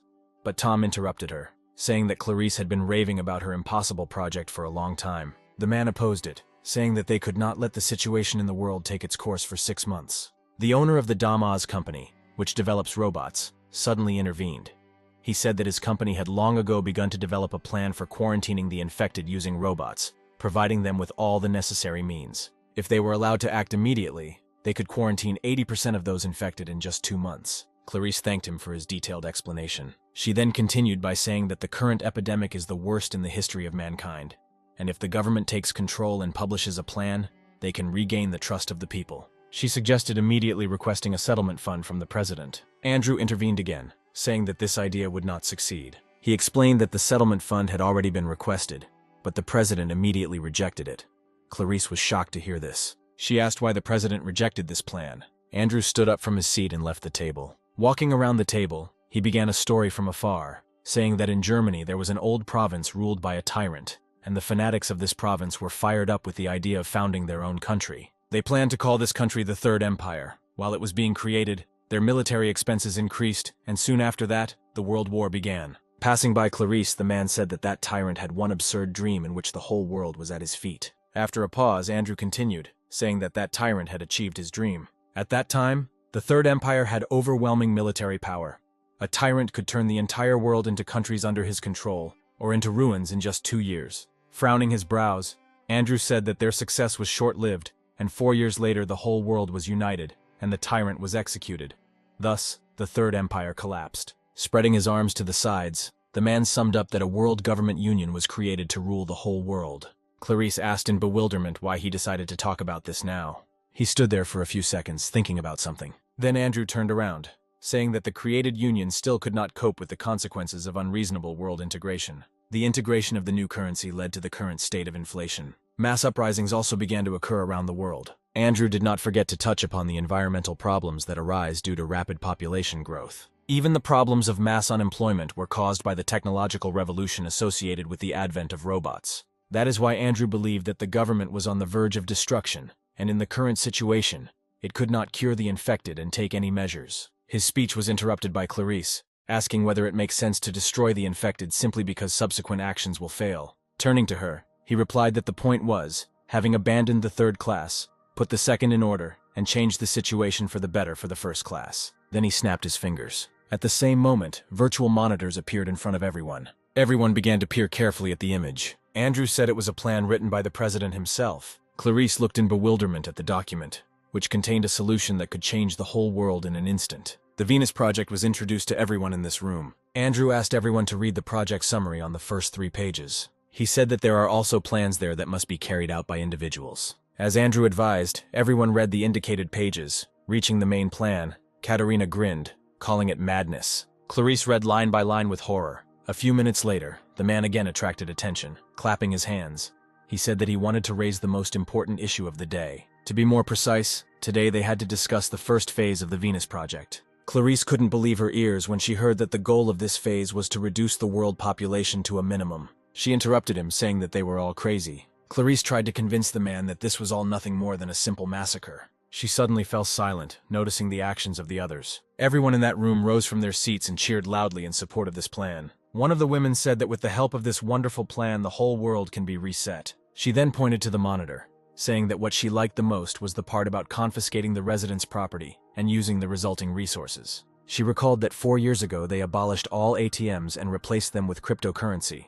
Due to the fact that all the property of the population is recorded in the World Bank, they can easily confiscate everything. The man sitting across from Clarice said that if they confiscated and redistributed the confiscated money, they would be able to deal with the problems of inflation and bridge the gap between social statuses. Others also supported the plan, saying that in the future they could expand the capabilities of robots and offload much of the routine work that people did to them. One of the men said that now, during the robotic industrial revolution, overpopulation is tantamount to poison. Another man said that since no one had any objections, all they had to do was establish an acceptable number of victims. Clarice stood there, unable to believe that these people were actually discussing such an inhumane plan. Everyone began to actively propose their own options for how many people and what percentage of genders they should keep. Katerina suddenly intervened, saying that she had previously asked the president a question about what percentage of the population they could kill in 1 year if they fully mobilized the army. Although she was joking at the time, after simulating the situation,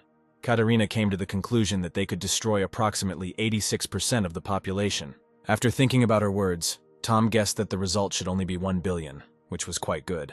The rest also supported the value of 1 billion, after which Andrew said that although they had reached an agreement, they should not break the formalities and proposed a vote. Clarice couldn't bear to listen to this anymore and slammed her fist on the table, drawing attention to herself. She asked if they had forgotten exactly how the Third Empire was destroyed. Clarice recalled the crazy idea of integration of races carried out by the tyrant. That massacre was not even recorded in the history books. The blood of more than 120 million ordinary people was shed, resulting in a riot. She asked if they really wanted to do something like this again. The woman, with tears in her eyes, asked whether it was worth rejecting the Third Empire then, if now they were going to carry out a massacre 10 times worse than that one. Andrew ignored her, saying that voting was ongoing. He asked everyone who agreed that the population should be reduced to 1 billion to raise their hand.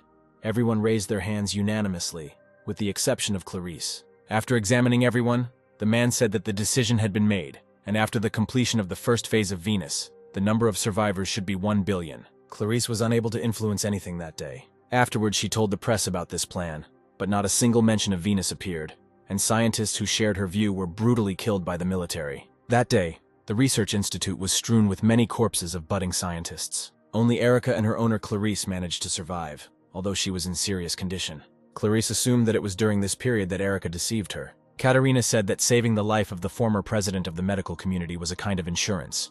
At the moment, doctors are on the side of the government. They also want to find a cure, but they have too little chance of success. The girl admitted that Clarice is the most outstanding person among those researchers who cannot find a single clue, let alone develop a cure. When she realized that the woman was also infected, she herself was ready to give up. But luck was on her side. She said that a zombie suddenly appeared and retained its sanity. Clarice asked how far the first phase of the Venus Project would go. Although this was secret information, Katerina was ready to share it with her as a reward for finding a cure. She said the current rate is 84% of the population. To date, 52% have already been destroyed. Katerina was sure that if everything went smoothly, then only 16% would remain uninfected. She confidently stated that they could achieve this result in less than 5 months. Afterwards, the girl said that the second phase will come after the medicine is provided to the whole world. It was difficult for Clarice to learn the details of the current situation in the world. A couple of seconds later, she pulled out the plate hidden in her pocket. Showing it to Katerina, the woman said that no matter her efforts, such a terrible plan would not be carried out. She explained that in her hands there is a hard drive that stores all the data about the medicine. It exists only in a single copy. The next moment, Clarice broke it into two halves. Katerina was overcome with horror as she realized exactly what the woman sitting in front of her had just done. She screamed that she had gone crazy, and with such an action had doomed many lives to the mercy of fate. Clarice replied that because of her actions, they would have no choice but to stop the murders. The woman was sure that even if it wasn't her, someone in this huge world would definitely create a cure. Katerina listened to her, barely containing her emotions. Clarice understood that she had very little time left and decided to give one last piece of advice to Katerina, saying that humanity cannot be judged for its numbers. The girl just frowned, not hiding her irritation. Then she turned around, saying that she no longer needed Clarice. Returning to the cabin, Katerina gave the order to the military robots to get rid of this woman. Hearing her words, Sam raised his head and looked at her in surprise. He tried to say something to stop Katerina. Realizing that he would achieve nothing in this way, the hero tried to shout to Jane, but she did not react to his voice in any way, and then Sam began to disturb her body. At the same time, Jane's automatic recovery mode boot was activated. The energy core has already been restored by 30%. The robots are already approaching Clarice. She just closed her eyes, resigning herself to such an end. The next moment, the woman heard a weapon being pointed at her, but when nothing happened for several seconds, she opened her eyes and looked ahead in surprise. The robot said that he could not attack her, because it would be a violation of the law. Hearing this, Katerina began to laugh quietly. However, the very next moment she was laughing out loud without holding back. Turning around, the girl said that a few moments ago Clarice was very cute with that expression on her face. Then she said that everything was exactly as she had imagined. Nodding towards Erica, Katerina said that although she did not receive the drug data directly, it did not mean that she lost.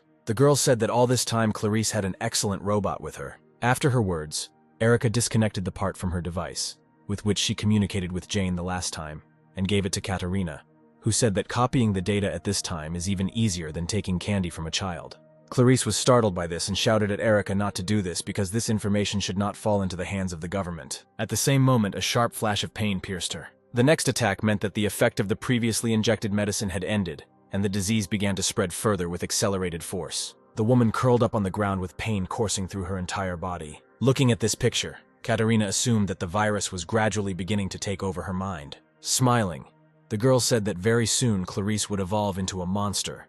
But since she had taken a significant step towards creating a vaccine, the woman should have no regrets. Excited, Erica rushed towards Clarice. Sitting down next to her, she asked her how she was feeling. Turning around, Erica asked Katerina to fulfill her promise and keep her word. She recalled that the girl promised her that if the mission was successfully completed, she would save Clarice's life. Shielding the owner, Erica said that she would soon become a zombie, and then she would no longer be able to tell anyone any secrets. Erica begged Katerina to keep her promise. Looking at this scene, the girl remembered the past. A year ago, this robot also begged to save Clarice. Snapping her fingers, she replied that she never forgets her promises. After a pause, Katerina said that unlike robots, people know how to lie. Erica looked in surprise at the girl standing in front of her. The next moment, many shots pierced her body. When the military robots stopped firing, Erica collapsed to the ground. Clarice, lying on the ground, watched this in horror. Shouting out her name, the woman tried with all her might to crawl towards Erica.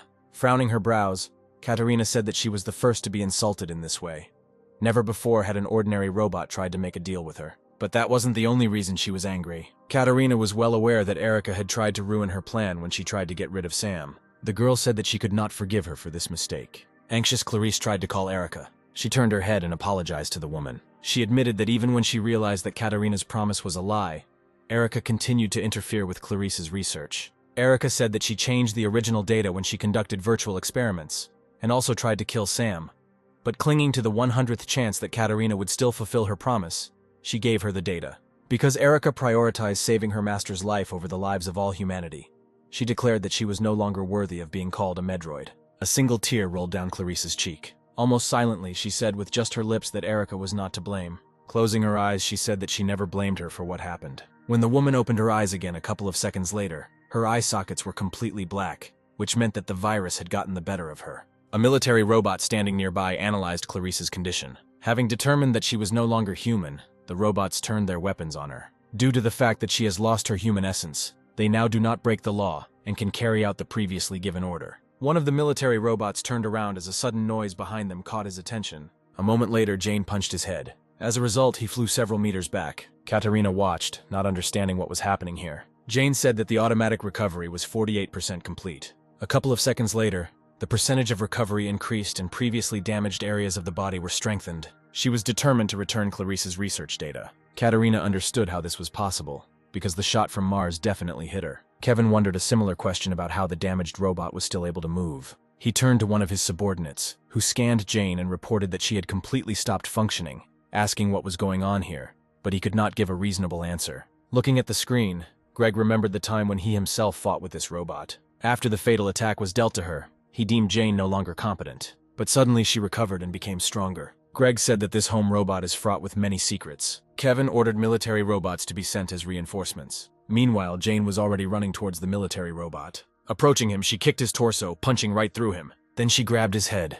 A moment later, Jane pinned the robot to the ground. At the same time, dozens of military robots were released from the ship. Noticing this, Jane raised her head up, watching what was happening. A few seconds later, the robots landed with a terrible noise. Dozens of robots appeared opposite Jane. After conducting self-diagnosis, she found out that the integrity of her body was only 40%. Her goal was to get closer to Commander Katerina and return data on a medicine that could cure the virus, and then escape from the current situation. She intended to destroy obstacles in the form of military robots that appeared. A moment later, the robots took up their weapons and began shooting at her. But Jane deftly dodged the bullets, moving at high speed. Approaching one of the robots, she cut his torso in half. Jane knocked the other one away with a kick to the stomach. Clarice and Sam watched in surprise. The guy did his best to support Jane. The woman managed to retain the remnants of her mind, and she was aware of the current situation. Jane desperately fought against the military robots, trying to make her way to Katerina. Kevin, who watched this, experienced great tension. He realized that ordinary military robots were not enough to deal with Jane. He asked a subordinate if they could carry out an attack from the air, but was told that this was not possible at the moment. Greg had been carefully watching Jane's movements all this time and analyzing the situation. At one point, he shared his observations, saying that she was weaker than before. Jane herself at that moment was trying to fight off the robots that surrounded her from all sides. Greg explained that her movements were not as fast as last time, and he assumed that she had not yet fully recovered from Mars's shot. Suddenly, one of the military robots grabbed her arm. The next moment, Jane lost this limb. She frowned, realizing that losing her arm at such a moment could make the situation critical. Despite this, Jane continued to attack her opponents with her remaining hand. The war robots raised their weapons again and pointed them at her. This time, she was unable to escape the fire. The system warned Jane that the energy core had been damaged. With every second, the integrity of her body was rapidly decreasing. A moment later, the vision sensor was also damaged and the self-healing process was forcibly stopped. With difficulty, Jane managed to catch the sound of approaching footsteps. Before she passed out, she saw the silhouette of Katerina stopping opposite. The girl was pleased with what she saw in front of her. It amazed her that she had fought so hard to match a human. Slowly raising her hand, Jane said that her target was approaching. She reached out to Katerina standing next to her, repeating that she was obliged to return the data. But Jane fell before she could reach her goal. Katerina looked at her indifferently. A moment later, she admitted that Jane managed to surprise her, because she has the ability to self-heal, which is built only into super soldiers. She then turned around and ordered the military robots to take Jane with them. The girl planned to provide it to Andrew from the House of Ozzy for analysis. She was wondering who was the creator of this model. Sam jumped out of his seat and ran to Jane. He approached her within seconds and intended to attack her from behind. But Katerina turned in his direction, sensing a threat. She managed to dodge Sam's attack and his fist flew into the ground. She was surprised that he decided to attack her. The boy, who retained his mind after infection, interested the girl no less than his robot. The next moment, she gave a signal to the military robots. Katerina said that it would be better if she captured it herself. Taking out her sword, she said that to complete this task, she did not need to leave Sam's arms and legs intact. At that moment, he rushed at her. She pointed the blade of the sword at him. But a couple of moments later, the boy froze in surprise, never having reached Katerina. Clarice managed at the last moment, standing in front of Sam. She took the blow upon herself. Katerina did not have time to stop, and the blade went through the woman who suddenly appeared. She clenched her teeth from the pain coming from the wound.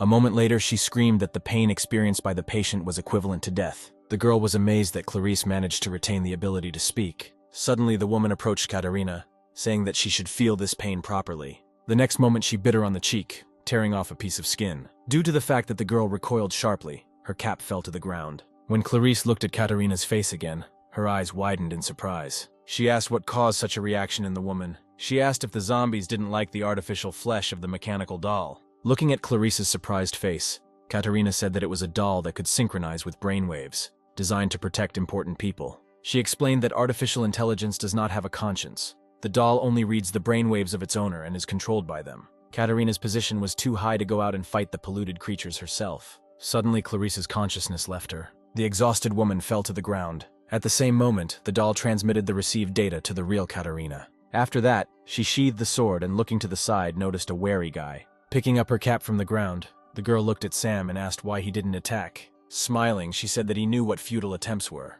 Then she turned around and headed back to the cabin, said that their mission was over, and commanded the military robots to grab Sam and Jane. Following her orders, one of them grabbed the guy who was desperately trying to escape. Another grabbed the unconscious Jane. The remaining robot aimed its weapon at Clarice, who was lying in a pool of her own blood, with the goal of completely destroying her. Erica, who was conscious, tried to shout to her mistress. Sam saw this too and broke free from the robot's hands to come to the aid of his friends. Suddenly, Jane opened her eyes again, but the system notified her that movement was not possible at the moment. Her hull was only 2% intact, with 28 hours and 30 minutes remaining until complete recovery. A moment later, the emergency program was launched, and based on the results of scanning the surrounding area, a humanoid robot was detected at a distance of 25 meters. After analyzing Erica's condition, the system reported that all requirements had been met and preparations for the transfer had begun. A couple of moments later, the system was forced to boot. The operating system installation was successfully loaded. After this, Erica's body began to recover quickly. She opened her eyes for a few seconds. Suddenly, the robot targeting Clarice was destroyed in an instant. Hearing the shots, Katarina turned around to see what was happening. Clarice had regained consciousness by this time and watched what was happening in amazement. The system reported a successful system update and the medical module was disabled. Now Erica's combat skills prevailed, with the help of which she got rid of the robot a moment ago. Kevin looked at the screen in bewilderment, not understanding what happened this time. He was sure that this medical robot was disabled, but suddenly all its damaged parts were restored. Katarina felt the same bewilderment at what was happening. Erica applied the cloth to clean Clarice's wounds. She said she was able to stop the bleeding. Although the words were difficult for Clarice, she said that today she had already managed to see a miracle several times. Looking at Erica's restored body, she just looked sadly at her mistress, assessing her condition. Clarice suffered fatal internal injuries. Erica did not want to admit that the chance of survival was practically equal to 1. Extending her hand to her, Clarice said that she should leave here as soon as possible.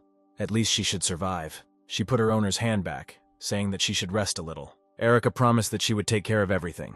After examining the weapon in her hands, Katarina realized that the weapon in Erica's hands was a combat module. The girl had a bad feeling. She commanded the military robot to deal with Erica, but she was already running towards them, preparing for an attack. When she came within their range, the robots opened fire. Suddenly, she jumped up, moving out of the line of fire. Erica then attacked her opponents from the air. The military robots were destroyed in the same instant, falling under her attack. She also got rid of the robot holding Sam. Then she freed Jane by shooting the robot in the arm. Moments later, having destroyed more enemies, Erica landed. Raising her head, she looked around. Kevin didn't understand how an ordinary medical robot got such combat power. He could explain Jane's similar strength because she was a modified model. But this robot was from a mass-produced model, and it certainly couldn't be modified. The man could not find a single logical explanation for the sudden change from medical to combat class. Katarina guessed that Jane was somehow involved in this. Breaking through the military robots, Erica approached Katarina, pointing her weapon at her. She wanted to say something to the approaching robot, but did not have time. The next moment, Erica shot the doll in the head. From such a sharp break in communication with the doll, Katarina felt a little discomfort. Kevin ordered everyone to proceed to launch an aerial bombardment. The data on the cure was already in their hands, and they no longer needed to be careful. A girl who stopped next to him said that this was not enough, because that medical robot was on the same level as Jane, or even stronger than her. She also noted that Erica specializes in long-range attacks, and it is not known whether they will be shot down if they attack indiscriminately. Katarina ordered their ship to be raised higher. Her order was carried out immediately, and their ship began to rapidly gain altitude. Erica watched this, standing next to the motionless body of the commander doll. Katarina said that all her pride was destroyed along with the doll's head. Sometime later, she was informed that the altitude had been reached and recharging of Mars had begun. The installed capacity was 76%. But the girl replied that they no longer needed to regulate the power as before, and said to increase the amount of energy generated to the maximum. According to her order, preparation of Mars began. Erica stood in the same place, scanning the distant ship. She noticed the accumulation of an abnormal amount of energy on him. After making calculations, Erica understood that she would not be able to repel the attack in normal mode, so an alternative one was launched. The subordinates informed their captain that the recharging of Mars was completed. When it was announced that there were 10 seconds left until it was activated, Kevin noticed something strange. The screen clearly showed how the medical robot's hand began to glow. At some point, the glowing limb disintegrated into small parts. When the girl said that the restructuring of the body was completed, a weapon appeared in place of the hand. Everyone watched the transformation that took place in bewilderment. One of the subordinates analyzed the changes and reported that her arm had been redesigned into a cannon. Greg and Kevin froze in surprise when they heard the suggestion that Erica was preparing to shoot her. But Katarina replied that it didn't matter because even a super soldier would never be able to withstand Mars at full power. There was only 1% left until it was fully charged. A moment later, Mars fired. Erica froze, waiting for the right moment. The energy charge was approaching the medical robot at high speed. Once at a sufficient distance, she activated the cannon. Everyone on the warship closely watched what was happening on the screen, waiting for the explosion to occur. But even 10 seconds after the shot, nothing happened. Erica began to absorb the energy from the shot with her cannon. Carl noticed that something was wrong with this situation. Katarina froze in surprise when she heard that the amount of energy generated by Mars was gradually decreasing. After carefully analyzing the data, Carl reported that Erica absorbs this energy, and this gun is not needed for shooting at all. It turned out to be a reflective-type weapon. Meanwhile, Erica was absorbing more and more energy. Realizing the current situation, Katarina said that they must immediately leave the ship using escape capsules. For a few moments, all the energy from the shot was absorbed by Erica. After that, she activated the mirror image and aimed the cannon at the enemy ship. An energy beam passed through him. A moment later, a powerful explosion was heard in the sky, destroying the ship. Burning debris flew down. Katarina's squad managed to successfully leave the ship. Kevin, sitting next to her, said that only thanks to her quick decision to evacuate, they were able to leave the affected area without any losses. It was noticeable that the girl was very nervous. She asked what happened to the data received from Clarice. Kevin hesitated, and after a long pause replied that they were stored on the server of the destroyed ship. Out of frustration, she bit her lip until it bled, realizing that they had lost very valuable data. Katarina took out her anger on the chair, hitting the armrest. Then she said that they should go to the headquarters of the House of Oz company. But the surprised Kevin asked if they should first return to their headquarters to report on the current situation. Katarina replied that they would still visit the House of Ozzy first. She had to find out what was wrong with these robots. If they left things as they were, the situation could get out of control. The girl was sure that if Andrew took up this matter, he would definitely find the answer to what exactly these robots were. She was especially interested in the engineer who created Jane. Once the enemy ship was destroyed, Erica deactivated the cannon and returned her kuka to its original state. After that, she ran to Clarice. Approaching her, she took the woman in her arms, saying that she would definitely cure her. But she extended her hand to her, saying that everything was fine with her. Clarice said that Erica should have figured it out by now. Because of the wound she received, even with the regeneration provided by the virus, she still would not survive. Erica tried to argue with her, but she was interrupted. Clarice asked to be put back on the ground. When there was no response to her request, she said that she wanted to tell Erica her story. She had no choice but to fulfill her mistress's last wish. After 26 hours, Jane had recovered and opened her eyes. Looking at the ceiling, she realized that she was in Clarice's house. Remembering the circumstances under which she passed out, she began to worry about Sam. She didn't even have time to get out of bed when a joyful guy hovered over her. He immediately rushed to hug Jane, who had woken up. Patting him on the head, she said that she was fine. Sometime later, they left the house together. Once outside, Jane froze in surprise. She saw the restored Erica with a bouquet of wildflowers in her hands. Turning around, the surprised Erica asked if Jane had recovered. She replied that she had only recovered by half, but that was enough to function normally. Suddenly, she noticed something that made her gaze filled with sadness. A wooden cross was installed a couple of meters from her, marking Clarice's burial place. They all approached him together, after which Erica knelt down and placed the collected flowers on the grave. Jane apologized to her, saying that if they had not come here, this would not have happened. But Erica interrupted her, jumping that there was no need for an apology. She explained that even if they had not come here, nothing would have changed. But on the other hand, only thanks to them, Clarice managed to make the discovery that she had been working on for so long. Erica smiled, remembering how happy her owner had been in recent days. After a long pause, she said that for Clarice, their visit was akin to a blessing. Jane looked at Erica sadly. Then she asked what she was going to do next. Having answered, Erica recalled the contents of the 7th article of the law concerning the death of the owner. Jane remembered the day that marked the end of their previous life. Many robots ceased functioning after the death of their master. She was sad to realize that Erica would also have to cease to exist herself. Erica fell silent, remembering Clarice's last moments. Her mistress asked if she remembered the words Jane said on the first day. She believed that the best thing she could do was not to give up, but to hope and move forward.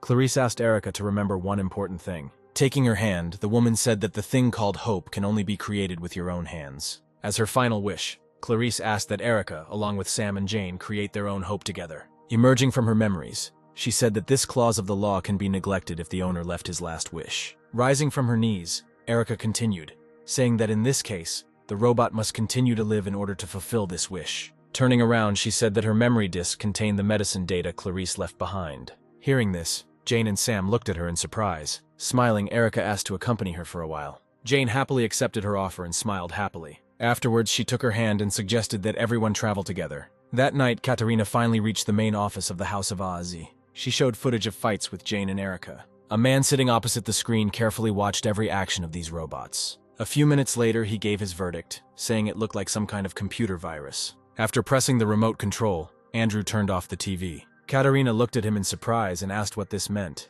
He replied that in order to finally be convinced of this, he must analyze these robots more carefully. Andrew suggested that a modified version of the operating system installed in the home robot took control of the medical robot system, rewriting it like its own. He said that until the situation stabilizes, there is no way to restore their operating systems, and there is also a chance that Jane had a hidden fragment embedded in her code that would run under certain circumstances. Katerina stopped him, asking what he meant. She thought that no matter how much the operating system is modified, in the end, it is just a normal software problem. When the girl asked if this kind of transformation was possible due to a simple change in the system, Andrew replied that it was possible. Katerina froze in surprise. Trying to understand the situation, she asked how this was possible. Exhaling heavily, the man replied that since she held the position of commander-in-chief, she should know about it. But before he began his explanations, he said that Katerina had no right to divulge to anyone what she would hear in the future. Looking at her seriously, the man explained that this information was personally marked by the president as top secret. Then he began the story, saying that all robots, from domestic and medical to super soldiers, are humanoid and have identical technical characteristics. Katerina was surprised to hear something like that. She objected, saying that couldn't be true. The man said that when they advertised their products, their main slogan was that there was no need for charging. It was announced that robots could work for a whole day, completely dependent only on solar energy. Andrew admitted that the reality was completely different. A conventional solar panel would not be able to produce energy so efficiently. Katerina realized that it was not the mentioned batteries that were used for this purpose, but something that was on a completely different level. He said that the true nature of the robot's energy core is something that can produce and sustain energy indefinitely. To be more precise, it is based on an infinite energy source. Katerina was amazed by such a discovery, and said that such a thing could not exist even theoretically. Andrew nodded, saying that this completely ignored the first law of thermodynamics. Continuing his story, the man noted that such an energy source can produce a terrifying amount of energy that cannot even be estimated, so they control its power for each robot using the installed operating system. Faced with a blank look from his interlocutor, he explained that the restrictions placed on the kernel could be lifted by changes in the operating system. That is why there is a possibility of transformations like those that happened to Jane and Erica. This all seemed absurd to Katerina, and she asked why they had not yet announced a discovery of this magnitude. Without waiting for an answer, the girl asked the next question regarding their motives, and the reason why this type of energy generator is only used in robots. The man replied that before using the House of Aazi, he conducted a test in an environment similar to a human one. At least he assumed that was the case. Katerina didn't understand what he meant. When she asked if he was the owner of this company, Andrew replied that he owned it only in words. Closing his eyes, he said that this was also classified information. He admitted that in reality the House of Aazi is a state enterprise. His role was only to manage the company and some other things related to the software, and the government is responsible for the production of robots. The man explained this by saying that for the residents who are tired of the dictatorship of the Third Empire, they are masquerading as a private enterprise, because people would not perceive the true state of affairs positively. Therefore, even he does not know exactly when an infinite source of energy was invented, and he also does not know about the method of its creation. Today, the place where most robots are created is Sector Number 1. The largest plant for their production is located there. This is due to one serious problem. Andrew said that an endless source of energy is produced in only one place on the planet. But due to the fact that this sector is directly connected with the president and is controlled by counterintelligence, even him is prohibited from entering there. Katerina was surprised by such a statement. He suggested that the reason for the need for such serious protection is to prevent critical situations. Looking at his interlocutor, the man said that the current situation was exactly like this. Katerina frowned at his words. Andrew continued, saying that if they leave those robots alone now, then in the future they may rebel against humanity, and they do not know whether they will form a squad in which each of them will be equal in strength to a super soldier. Having thought about the current situation, the girl tried to guess what consequences await them from the fact that an infected person is the owner of such a dangerous power. Rising from her seat, she thanked the man for providing her with the information. As she walked toward the exit, she suddenly turned around because she remembered another unasked question. Katerina asked if Andrew knew who the person who developed the operating system for Jane was. The man just looked at her with a hard look. After saying goodbye to him, She returned to the ship, where Kevin was waiting for her. She was in thought the whole way back. Kevin could only guess what kind of conversation she had with the head of the House of Oz Company.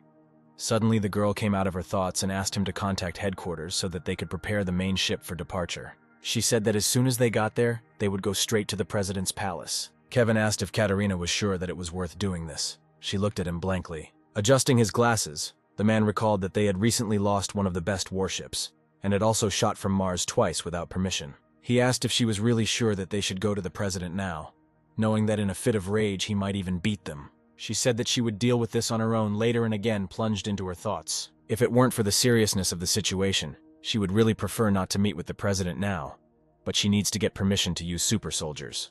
Meanwhile, Andrew replayed the video that Katerina had given him during their recent meeting. He was most interested in Jane. He couldn't believe that the man he had admired for many years had spent his retirement in an abandoned sector. The man took out a medallion that he always carried with him. Andrew didn't take his piercing eyes off the screen. He was sure that Jane was the last fragment of the project that this man left behind. Closing his eyes, the man thanked this man for such a gift. Thanks to this, he will finally get rid of the feelings of inferiority and disappointment that have haunted him all these years. Andrew set himself the goal of surpassing Louise, who was his teacher, at any cost. At the same time, Erica took Sam and Jane to a car parked not far from the house. She said that the car belonged to Clarice, and all this time they had been driving it into the city, while Jane and her master looked at this vehicle with delight.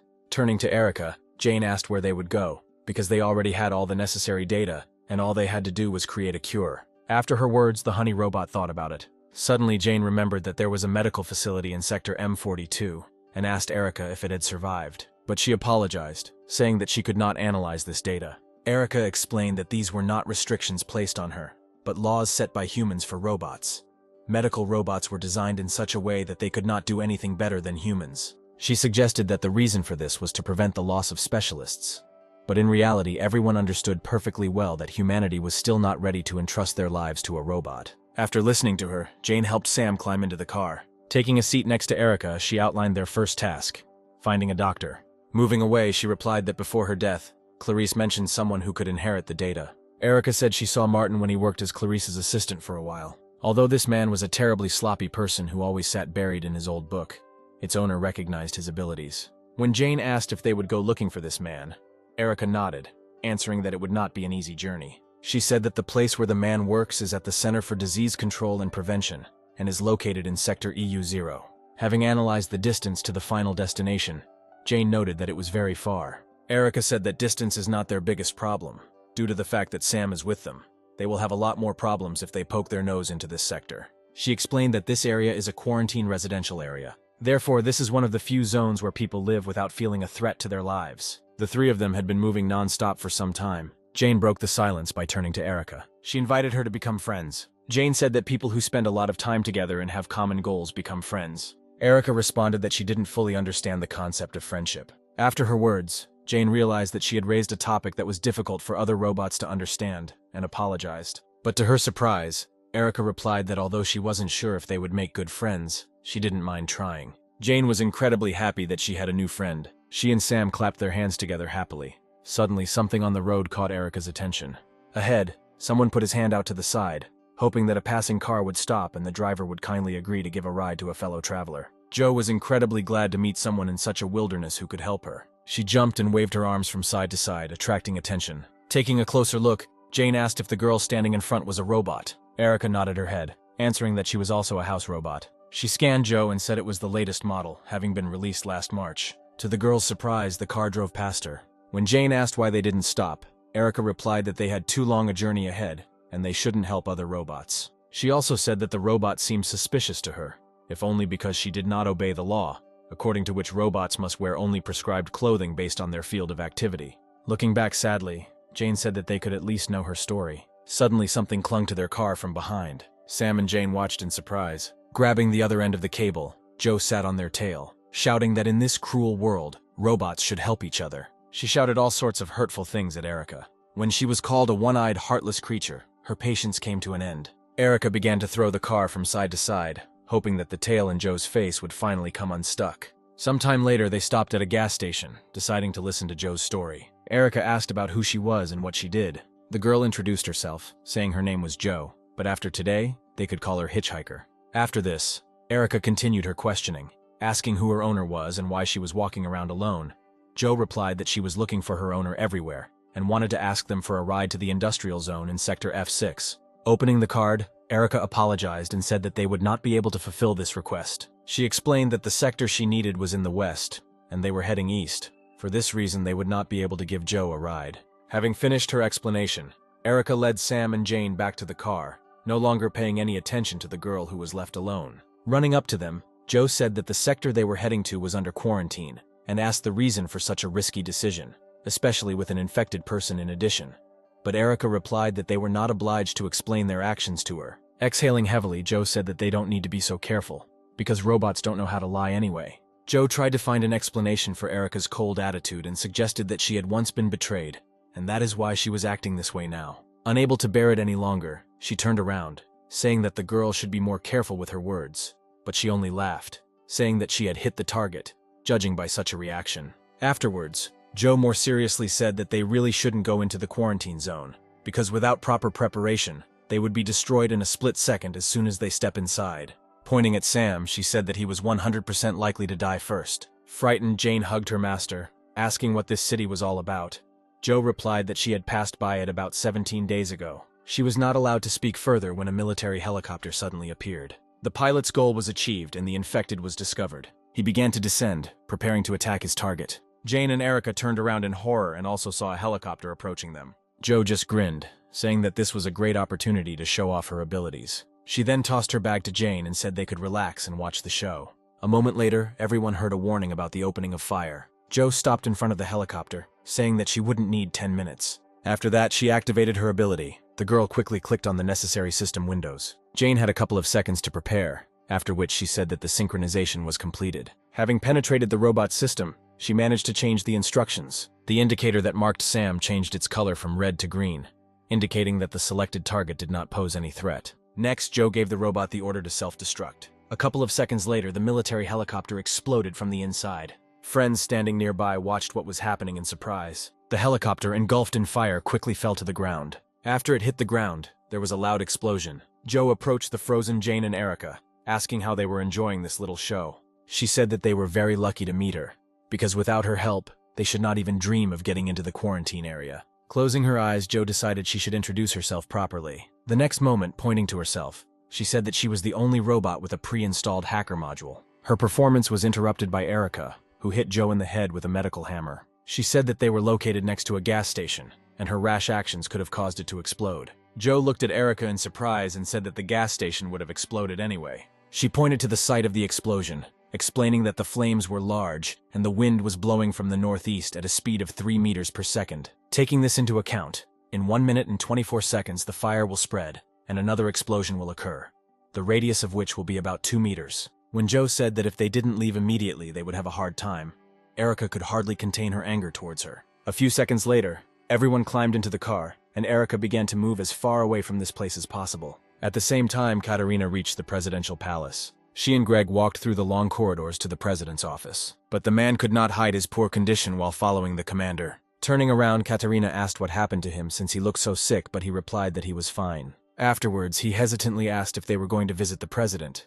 The girl replied that this was so, and asked what worried him.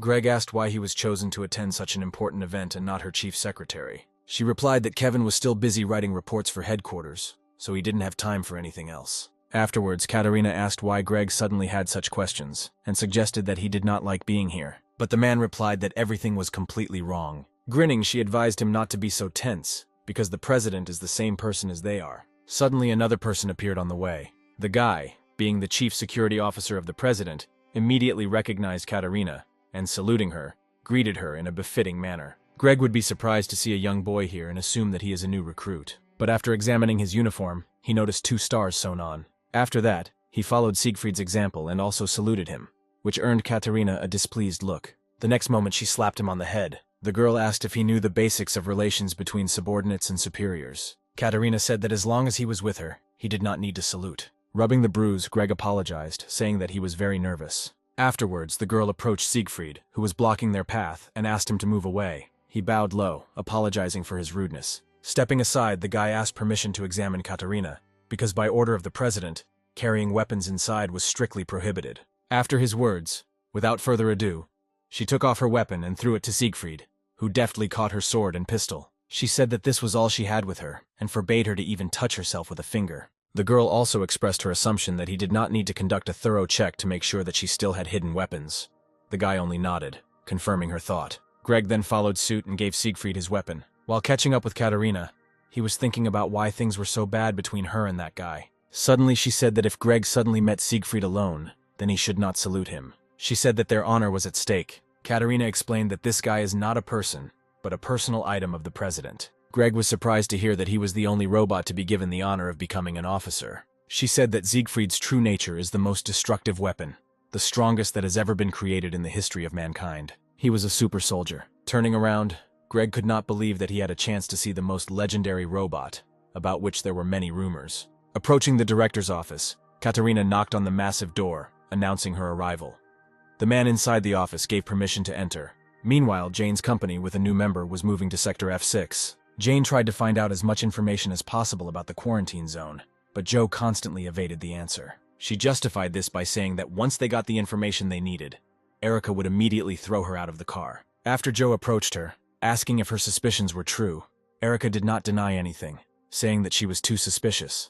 After analyzing her manner of communication and appearance, Erica suggested that Joe had been illegally re-signed. When Jane heard that according to the law, such reflashing of a robot is punishable by 30 years of imprisonment in prison, she felt uncomfortable because she too had been illegally reflashed. Erica also mentioned that the robots have the strongest security system built into them in the whole world, and to reflash them you need to be a world-class programmer. Smiling, Joe asked what she was trying to say with such hints. Erica said she wouldn't beat around the bush and would ask directly. The next moment she asked if Joe was a government robot sent to monitor them, but she just smiled, leaving this question unanswered. Jane intervened in their conversation, saying that Joe could not be a spy. She explained this by saying that from the very first meeting she acted as if she had seen them for the first time, and pretending that this was not the case would be difficult for a robot, because they do not know how to lie. Erica suggested that these laws could be rewritten in her system. Jane countered by saying that since the robots were released, there had only been 67 instances where a robot had had the law rewritten in its memory,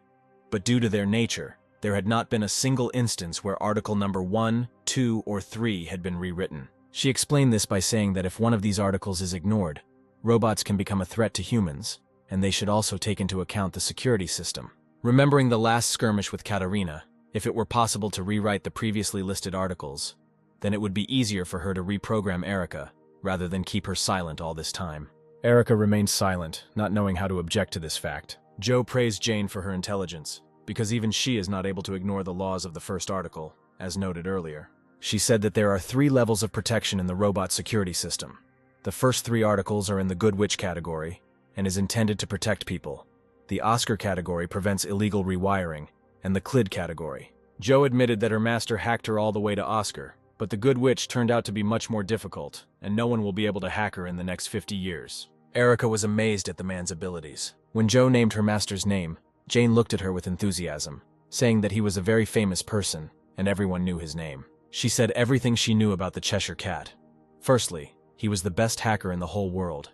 He reveals the illegal activities of terrorist groups, governments, and financial institutions. Touching Sam, Jane said that he was an ardent fan of this man, and if they managed to meet him one day, she asked if she could get an autograph. Joe replied that if they really managed to find him, they could ask for at least thousands of autographs. She admitted that she was not sure whether her master was still alive or not. The Cheshire Cat tried to hack into the system of one company, but they were spotted, and the police very quickly discovered their temporary location. When they broke in, Cheshire fled. Therefore, all this time she was just looking for a way to kill time, doing what she wanted to do with the owner while they were together. After listening to her, Jane asked what exactly she wanted to do. Smiling, Joe replied that she had always dreamed of breaking into the presidential palace. At the same time, Katerina and Greg were already in the director's office. The man was very excited. He never dreamed that the day would ever come when he would meet the president in person. Suddenly the president, without turning around, spoke. From the report he received, he knew that Katerina had failed in obtaining data on the cure.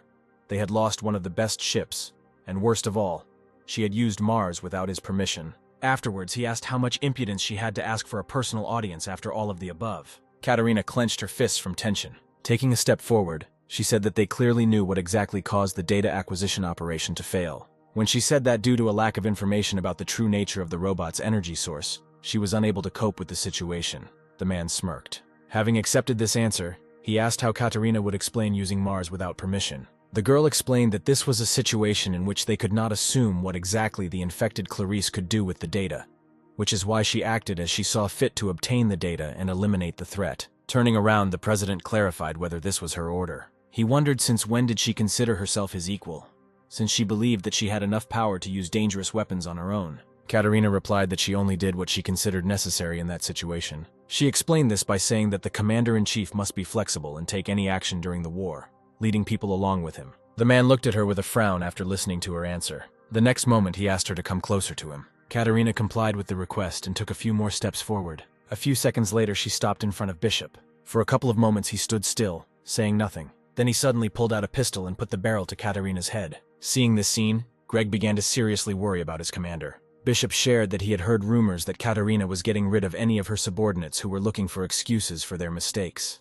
After which he said that now she is becoming like them, trying to evade responsibility under various pretexts. The girl replied that she would accept any punishment for her actions. Katerina said that she received her uniform 23 years ago, and until now they have never tried to evade responsibility for their actions. Afterwards, she explained that the real reason for today's meeting was not an excuse, hearing which he would have ignored not only the fact that the operation was a failure, but also the careless analysis of the data of other employees. She is here to accurately report the seriousness of the situation and its solution. Speaking about solving the problem that had arisen, Katerina mentioned a legion of super soldiers, which obeys only the president. The commander asked Bishop to transfer to her part of the rights to command this detachment. The man replied that she was too self-confident. He suggested that by believing that she had achieved her title through her own efforts, Katerina considered herself an outstanding person. Afterwards, the man released the safety, saying that the situation was actually completely different. It was he who gave her her current status and power. After checking her out once again,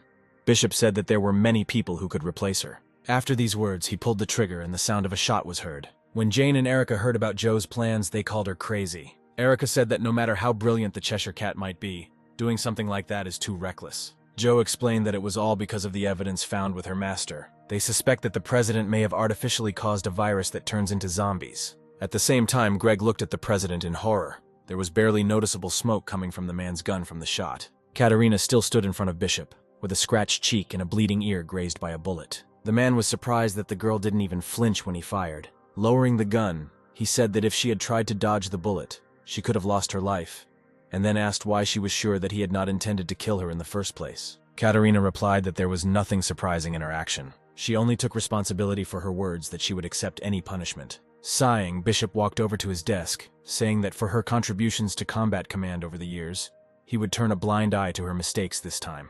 Turning to him, Katerina reminded him that she had never heard an answer to her request. She again asked if he would allow her to take part of the command rights of a squad of super soldiers. Bishop looked at her threateningly, telling her not to forget her place. Sometime later, he and Greg left his office. Having caught up with his commander, the man asked if she was okay, but the girl replied that the military should not worry about a minor scratch. She was annoyed that, even after putting her life in danger as a sign of her devotion, her request was rejected. Turning around, Katerina looked at the bag her companion was carrying. Exhaling heavily, she decided that even this would be enough for her today. The commander hoped that the item she received from Bishop would benefit her in the future. At the same time, Bishop was in his office watching a recording of battles with robots that had gotten out of control. When they knocked on his door, he gave permission to enter. Walking inside, Siegfried greeted the man. The president asked him to come and look at this recording. When Siegfried approached the table, the man pointed at Jane, saying that it was a robot that caused excitement among the highest military officials. Then he asked who, in his opinion, created this robot. After analyzing all the data obtained from the recording, Siegfried replied that it was Dr. Louise. He said that no one else could create something like that for anyone other than her. Having received the answer, Bishop tiredly covered his eyes with his hand. This woman has always remained a mystery to him, but the man did not understand why she decided to intervene and stop his plans right now. At the same time, the company of our heroes continued on their way. After hearing the suggestion that the president could artificially cause the virus, Erica replied that this assumption was unfounded and made no sense. Joe asked why she rejected the idea. Erica explained that even the Association of Scientists spent more than 6 months studying this virus, and still no one is sure where this virus came from. She admitted that her owner also began to suspect the president immediately after the UN meeting, but with all his power, it is impossible for this type of virus to appear and spread unnoticed by health organizations. Joe listened to her interlocutor with interest, but when she fell silent, she laughed and said that it was too stupid. Yet Joe was delighted that Erica's owner was Dr. Clarice, who had no equal in the field of medicine. Erica frowned when Joe said that the more professional a person was, the more likely it was that they would not be able to see the beam in their own eye,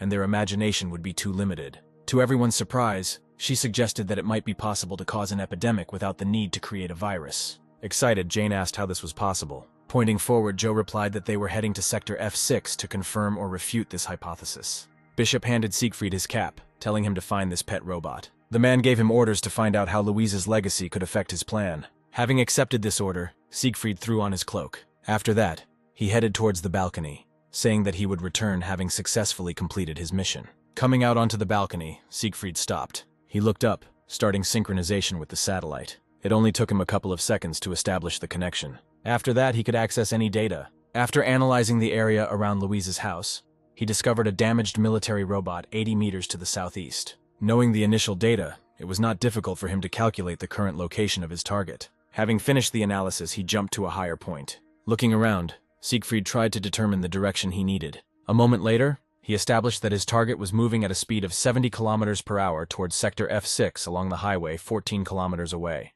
Having outlined his route, he was ready to set off to capture his target. As Siegfried jumped into the air, blue light streamed from the holes in his cloak. A moment later, a pair of wings appeared behind him. After that, he rushed towards his target's location with lightning speed. Siegfried covered a long distance in short moments, and so he found himself a couple of kilometers from the route he needed. Unaware of the threat looming over them, Erica said that they would be there in just 10 minutes. Suddenly, she felt someone approaching. Jane also felt something very dangerous approaching them. Erica turned around, warning the others of the danger. Looking at the sky, Jane reported that someone was approaching them at very high speed. After analyzing the data, she determined that such energy could only belong to a robot. With every second, he became closer and closer to them.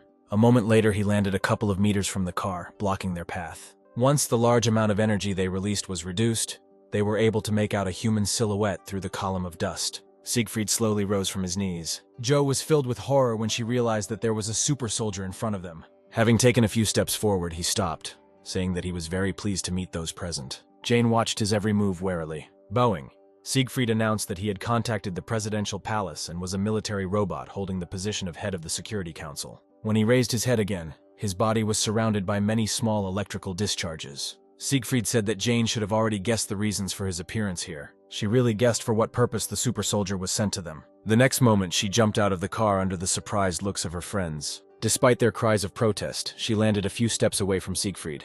She then activated her weapon station, preparing to attack. Joe completely stopped understanding what was happening here. She recorded how the generated power of the energy core increased 3.5 times. Suddenly, Jane said that she would fight him herself. Siegfried did not move, studying the enemy. She asked Erica to take everyone as far away from here as possible, but she objected that she could also fight with her. Jane more insistently asked her to do as she said. Erica looked uncertainly at Sam sitting behind her. Then she turned back and nodded. She stepped on the pedal and changed gear. A moment later, the car turned around and sped off in the opposite direction. Siegfried said that sending his friends away was a wise decision. After that, he said that his goal was only her. If innocent people were here, they would unwittingly also be involved in this. I got into a fighting position and asked him only for one thing. Despite what would happen here, she asked not to drag the others into their personal squabbles. Siegfried looked at her incessantly. Meanwhile, Joe demanded an explanation from Erica about what they had done that caused a super soldier to come after them. But Erica asked her to shut up because she was trying to calculate all possible outcomes and could not answer her. Excited, Sam looked into the distance, worried about Jane. Suddenly, the sounds of battle reached them. The sound wave emanating from their blows even reached them. Joe couldn't even imagine how powerful their attacks must be. Meanwhile, Jane fought a fierce battle with Siegfried. She concentrated all her strength into her fist. The super soldier decided to use the same techniques as Jane. A moment later, their fists collided with each other. Suddenly, the car stopped. When Erica got out of the car, Joe angrily asked what she was doing. But she left this question unanswered and looked into the distance, hoping that everything would be fine with Jane. Erica was well aware of the reason why she decided to remain alone, because even if the two of them attacked the super soldier, they would not be able to defeat him. At the same time, Jane and Siegfried were still confronting each other. Suddenly, her hand began to develop cracks. A moment later, it crumbled into small pieces. Thus, Jane lost her advantage in the battle. Having lost her hand, she took a few steps back. She then turned around to throw a kick. But the super soldier managed to dodge her blow by tilting his torso back. To keep his balance, he had to take a step back. Jane rushed at her opponent again, giving him no time to counterattack. Thanks to his extensive experience in battle, Siegfried knew how he could get out of such a situation.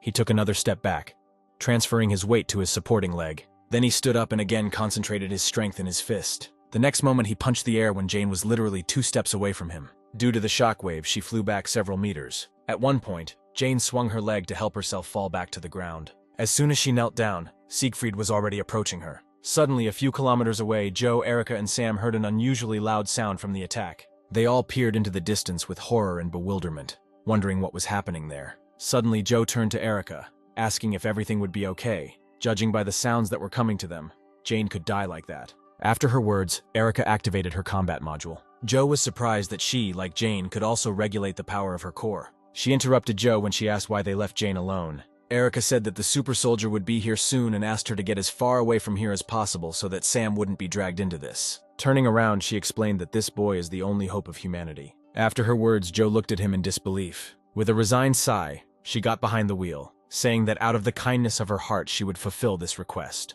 A moment later, the car started moving, and Joe finally shouted that Erica must help Jane. Jane herself stood on her feet with all her strength. She assumed that she would not be able to defeat the super soldier, but she did not think that there was a whole abyss between them. Shaking off the dust from his cloak, Siegfried noted that the power of her core was comparable to his own. But due to her lack of experience in combat, her attacks were easy to read, and there was no way she could respond to his attacks. He also noticed that her energy does not circulate so smoothly, so there is a slight delay in her movements. For the same reason, the force of her blow is reduced several times. Siegfried summarized all the facts known to him, adding the results of the analysis of the battle that had just taken place. He said that Jane was Dr. Louise's unfinished product. Surprise showed on her face. Jane didn't understand how he knew anything about Louise. Meanwhile, the super soldier continued. He knew that Louise was definitely not the person who would release an unfinished product. And the fact that she was walking around the area led him to guess that Dr. Louise had already left this world. This thought resonated unpleasantly somewhere in his chest, and closing his eyes for a few moments, he lowered his head. After taking off his glove, Siegfried said that he must report everything to the president. Looking at Jane, he said that the unfinished house robot would not become a threat to them in the future, and with a high probability he would order him to deal with it, so it would be best to do it now. Jane understood that she would not survive and was already ready to say goodbye to life. But suddenly something else caught Siegfried's attention. He looked in the direction where Jane's friends had gone, exploring the area. The super soldier determined that positronic energy had been detected 25 kilometers from here. At the same time, Erica again transformed her hand into a weapon. She was sure that the super soldier came only for Jane, because from the very beginning he only challenged her to fight. That's why she wanted to deal with him on her own. It's much better to sacrifice one person than to be destroyed altogether. Erica supported this judgment, which seemed the most logical way out of the current situation. But the memory of Jane asking her to become friends kept popping up in her mind. She decided that she had to help her at any cost. Siegfried has already managed to identify the source of the energy that he began to feel a couple of moments ago. Jane also understood everything and began to worry about her friend, who had decided to take such a desperate step. Erica mentally apologized to Jane for not fulfilling her request, but she didn't want to lose her friends at all. Her hand had already transformed into a cannon. Erica was preparing to fire. A couple of moments later, the weapon was 95% loaded. In those few seconds remaining until it was fully charged, she began scanning the area looking for her target. A moment later, Siegfried was discovered. Suddenly, Erica realized that Jane could also suffer from the power of an ordinary positron bomb explosion. Therefore, she decided to resort to changing the size of the trunk. She managed to change the size, reducing the explosive power and increasing the piercing power. The super soldier, who analyzed the situation,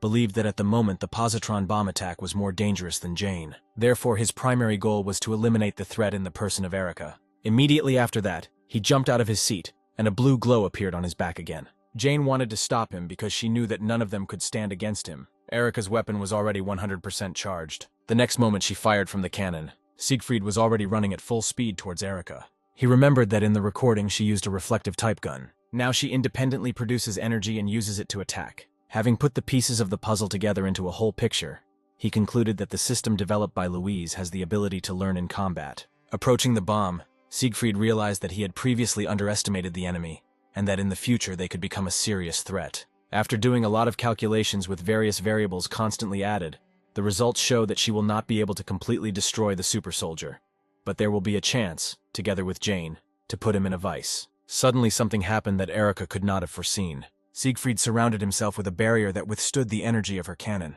With every second he became closer and closer to her, and not even a small crack appeared on the barrier. When he caught up with Erica, Siegfried removed his barrier and dug his fingers into the cannon. She realized she had miscalculated when the fingers of his other hand closed around her neck. A moment later, Siegfried tore the cannon from her torso, breaking it in half. Jane ran to her friend's aid. She was well aware that their attacks would not cause any harm to the super soldier, so she hurried to protect her friend from a worse outcome. Jane hoped that Erica would have time to escape. Reaching where she thought Erica would be, Jane slowed down. But the next moment she froze in place at what she saw. Siegfried lifted Erica high off the ground, holding her neck with one hand. Noticing Jane's presence, she looked in her direction and told her to run. At the same moment, the super soldier squeezed his fingers, and Erica's head was separated from her torso.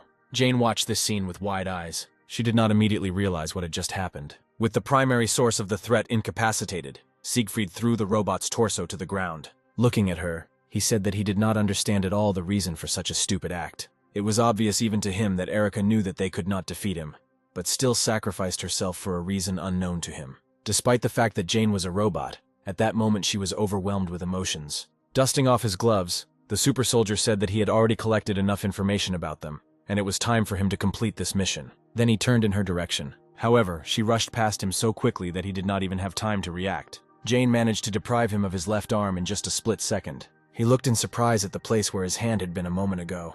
He was amazed that Jane was able to exceed her maximum speed in the blink of an eye. Having examined it more carefully, Siegfried noticed how the power of its core was increased several times more.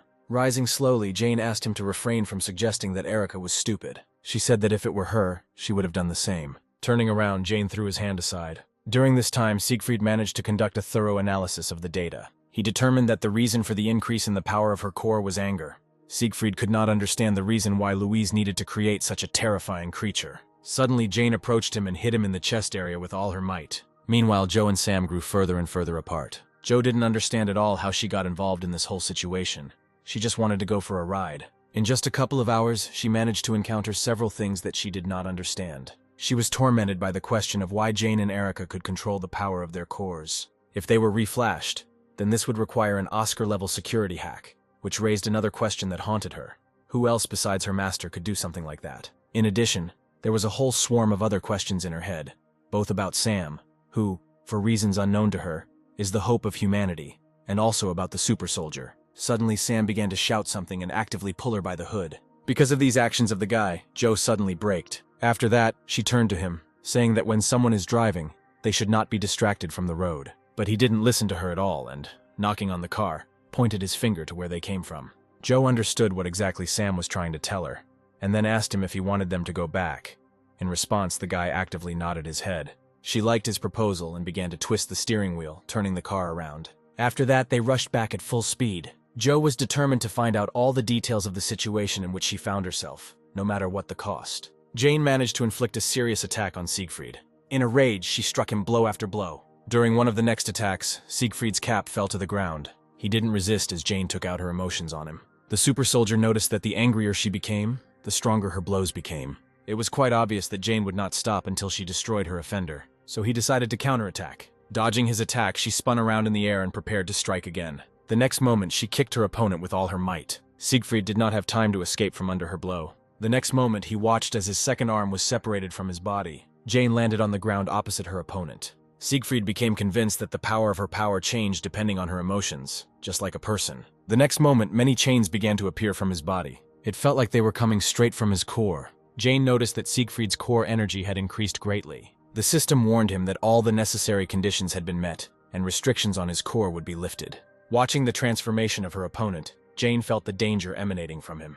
A moment later, the transformation was complete and Siegfried's peaceful mode was disabled. Not even a fraction of a tenth of a second had passed before Jane was attacked. Her entire body was crushed into small pieces. The last thing she saw was Siegfried's cold eyes. Once Jay was taken down, his combat mode was disabled and automatic self-healing activated. Seconds later, his severed arms were restored. Taking a few steps forward, he picked up his cap. Shaking it off from the dust, Siegfried put it back on. Pulling on his gloves, he stopped at the body of the incapacitated Jane. Looking in front of him, the super soldier held his gaze at his defeated opponents. He replayed today's battle in his head and noted that these two robots had such traits as the ability to self-learn, self-sacrifice, friendship, and emotionality. Siegfried came to the realization that Linda was trying to create more humane robots. He felt a slight sadness at this thought, because he was also her creation. Suddenly he closed his eyes, throwing all unnecessary thoughts out of his head. Siegfried then approached Jane's body, but he didn't have time to do anything because he was suddenly called out. A moment later, a car stopped next to him.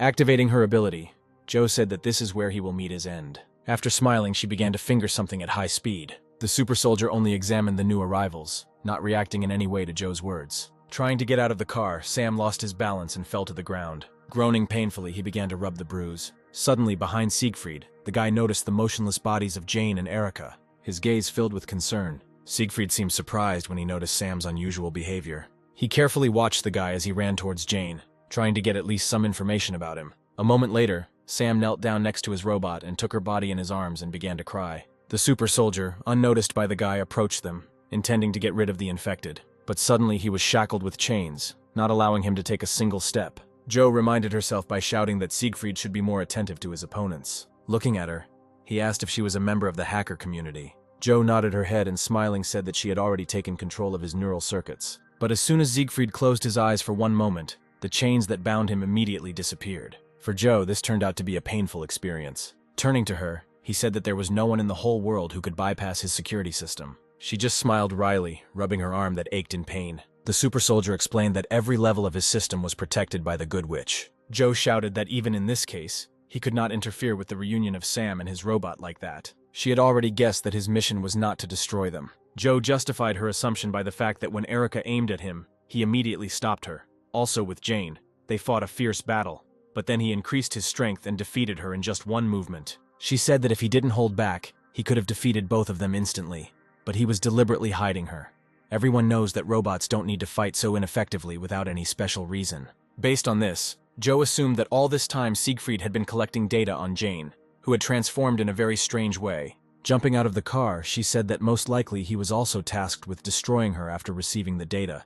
But fortunately for her, it did not seem at all like he intended to do this. She was sure that if this were not so, the super soldier would have destroyed her long ago instead of listening to her long speeches. Closing his eyes, he confirmed her guesses, adding that the president had added a few more conditions to him. After that, Siegfried turned to her, saying that his mission was completed and he could return back. Jane took out salt and showered it on the super soldier standing in front of her, telling him to leave this place as soon as possible. When Siegfried said that even if he let them go today, Joe should not relax, she looked at him with incomprehension. He explained that when he fights robots, an electromagnetic pulse is automatically emitted during his attacks. Looking at Jane, Siegfried said that although he did not attack her core directly, his electromagnetic blasts themselves caused a sufficient amount of damage. Joe's eyes widened in horror when she heard that he himself was not sure whether the core could be restored after something like this. Turning around, Siegfried said that since Jane and Erica were incapacitated, their further fate was not his concern. He explained this by saying that Louise's unfinished project ended only there. Then wings appeared from his cloak again. Sam hugged Jane tighter and looked at the super soldier angrily. Siegfried noticed the gaze directed at him and turned his attention to the boy. Looking closer, he noticed that he looked familiar. The super soldier remembered that Louise had a locket with a photo of a boy who looked like Sam. Afterwards, he lost interest in the guy. The next moment, Joe watched as Siegfried soared into the sky. She watched and shouted after him so that he would never come back here again. Then she came to her senses and picked up the bodies of the robots, simultaneously telling Sam to collect the remaining small parts from them. Several hours later, they finally reached Sector F6. All the while, Sam held Jane's torso in his arms. Turning to him, Joe told him that he should not worry ahead of time, because she was still not dead. Then she began to look around, looking for the address she needed. Suddenly, she saw the desired number and joyfully headed in that direction. A few minutes later, she parked at the House of Ozzy branch building. To get inside, they needed a keycard, but with her skills, it was not difficult to hack into the system and gain access. The next moment, the door in front of her began to open. Once inside, she was glad that the electricity was still working. When she got to the lounge, Joe told Sam to leave Erica and put her on Jane's bed. Looking at her, the guy nodded uncertainly. Then they laid her down on the bed together.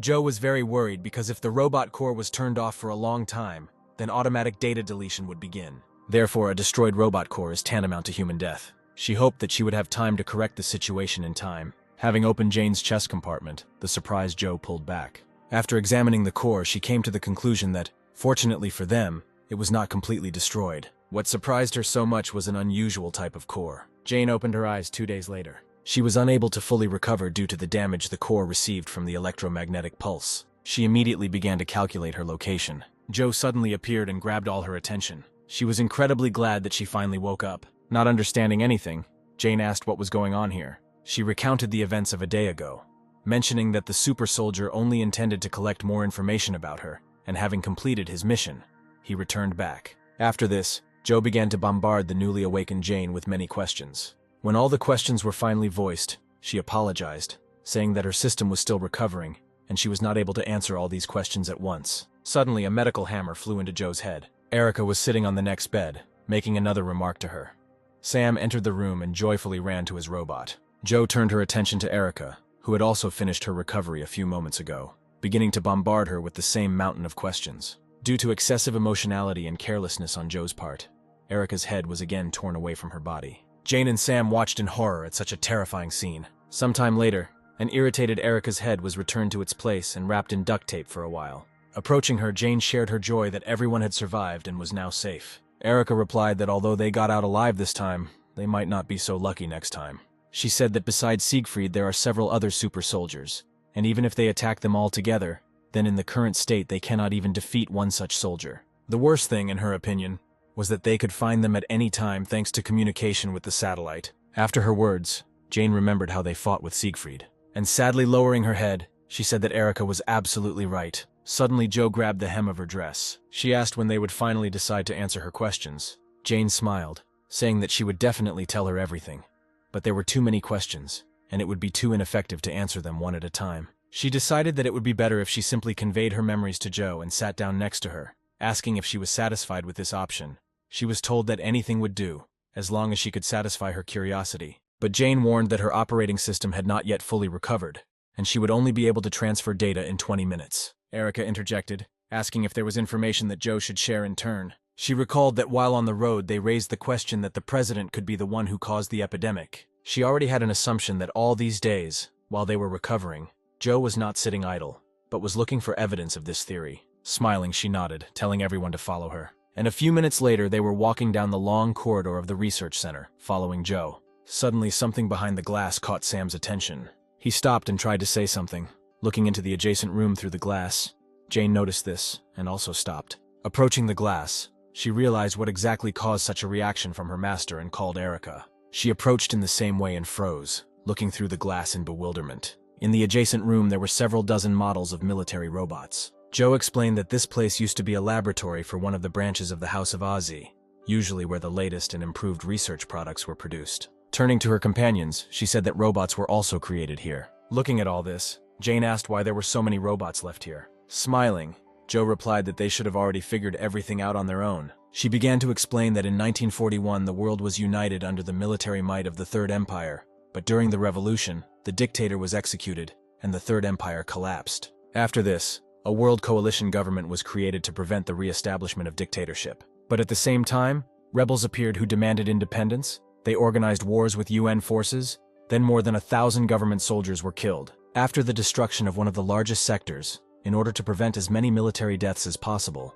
a project to create military robots was launched, and 2 years later it was presented to society. Joe said that the main reason robots exist is to fight in wars instead of humans. She then asked if they had ever heard of robots being involved in battles before the virus. Jane replied that even checking records from 12 years ago, nothing of the kind had happened, Joe confirmed, saying that the robots created were just failures that never saw action in battle, according to official documents. She explained that military-style robots have outdated bodies that consume fuel, unlike modern robots that get power from the energy they generate. But due to the presence of artificial intelligence, using them in a real battle would be too stupid, because one of the main laws prohibits robots from attacking people. Also, their neural network protection is too weak and can be easily hacked, making such a robot completely useless. But for some unknown reason, the president created more than 5 million copies of such a useless model. Erica suggested that in the process of troubleshooting their malfunctions, a catastrophe with a virus could have occurred, and their production was stopped.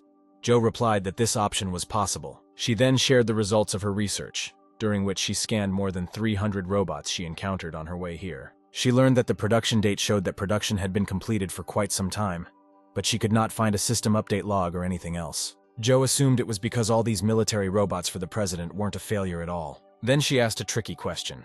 To fight against whom were military robots created that cannot even fight against humans? When Jane wanted to express her guess, Joe interrupted her, saying that so far it had been a pretty reasonable story. Approaching the door, she asked if they were ready to see the moment in which this story intersects with reality. The door to the room that contained all the answers opened terribly slowly, causing tension from waiting for so long. When the door finally opened, Joe pointed to an old computer in the middle of the room that had been used by researchers 12 years ago. That evening at the presidential palace, Siegfried gave the president a recording of his fight with Jane.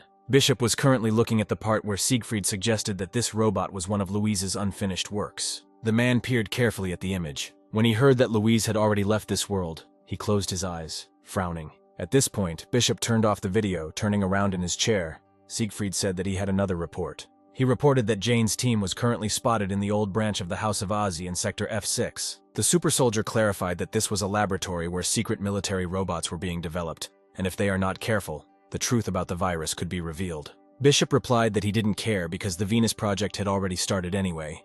Even if the truth was revealed, it wouldn't affect his plan in any way. After that, he said that the robot could be free. Left alone with himself, the man took out one of his favorite cigarettes. Holding the lit lighter up to the cigarette, he inhaled the tobacco smoke. Then he turned back to the table and pulled out one of the shelves, which contained one single photograph for many years. Taking the frame in his free hand, his gaze filled with sadness, the man hoped with all his heart that there was no afterlife. After all, if heaven did exist, he was sure that in this case he and Louise would meet at the very bottom of hell. At the same time, Joyful Joe said that this is where they will find out the answers to all their questions. Then she ran into the room and tenderly hugged the computer that stored valuable information for them. Approaching him, Erica could not believe that this computer, storing such important data, was just abandoned here. Joe said that in contrast to careful server management, people might forget about an old computer hidden in a warehouse like this, which worked to their advantage. Having found the necessary file, she asked if everyone was ready to discover the truth. Having received everyone's consent, she unpaused the recording. Then she explained that the recording currently playing was a test video recorded a year before military robots were introduced to the whole world. Erica and Jane couldn't believe what was happening on the tape. In this video, military robots killed zombies. When the girls simultaneously asked how this was possible, Joe replied that these were not real infected, but only a created imitation. Erica was surprised because their appearance and behavior are exactly the same as those of the infected. Smiling, Joe asked if Clarice had mentioned that it was impossible to create an artificial virus. She might agree with this statement, but the top government knew about the approach of this virus at least 13 years before its appearance. Joe summarized that the robots were created from the very beginning to fight the infected, but they did not yet know exactly when the first outbreak would occur, so they created the robots in advance to be prepared. Hearing this, Jane was beside herself with anger. She said that she fundamentally disagreed with the idea of exterminating the infected. She sincerely believed that the government took such a terrible step because there was no other choice. But as it turned out, to her great horror, they deliberately ignored the fact that billions of people would be infected and destroyed. Jane said that they would never be forgiven. Joe suddenly intervened and said that there was another person who saw the virus coming. Turning, she pointed at Jane, saying that it was the man who had remade her. Hearing this statement, Jane was confused. Joe explained that it would be almost impossible for a person who lived as a recluse in the wilderness to transform her and improve all her characteristics to the highest level, to pull off such a thing. She was sure that the person who remade Jane knew about the impending virus, and that the government would get rid of the infected, because Jane was specially prepared for all these conditions. After her words, Jane remembered how Layla asked her to protect Sam with the power she gave her. Now she had no doubt that that woman already knew about everything in advance. Joe also said she had a guess as to what the man used to do. Seeing Jane's blank face, she said that if she shared her memory data, she would be able to confirm her assumption. Jane replied that there were still 4 minutes left before her system was restored, so data transfer was not yet possible. After that, Joe began to excitedly run around her, asking her to hurry up.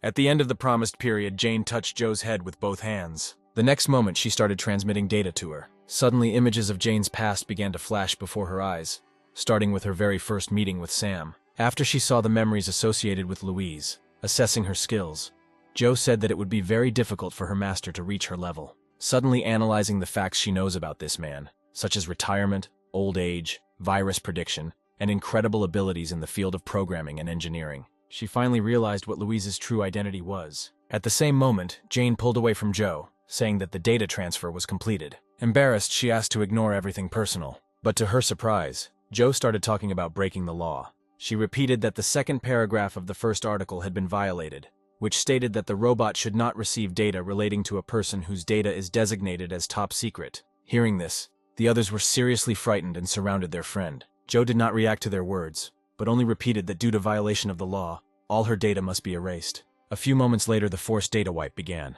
Jane tried her best to reach her, but she still did not react to the words. Erica said that she was not responding to them at all, and that they urgently needed to take her to the repair room. Jane immediately picked Joe up in her arms and headed into the indicated room. She froze when she heard that the data destruction was 98% complete. Erica reminded them that they should hurry up, or the system could be completely destroyed.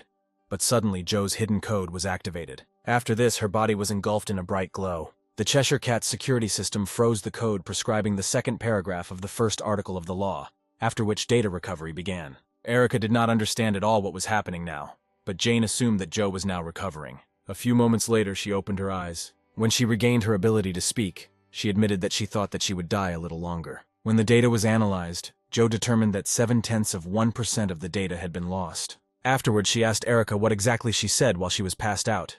She replied that she mentioned the first article and the second point. Hearing this, Joe again had a complete picture of who Louise was in the past. Smiling joyfully, she cried out that now everything fell into place. Then she turned excitedly to Jane. Taking her by the shoulders, Joe said that the man who remade her was truly incredible. Pointing to herself, she said that Louise was her mother. Jane looked at her in bewilderment. She asked Joe what exactly she meant. Erica said that her artificial intelligence was damaged. Erica then patted the chair, asking Joe to sit on it for an examination. But she just laughed, saying that she was fine. Joe pointed to Jane, saying that Louise was her mother too. Turning her attention to Erica, she said that her mother did the same.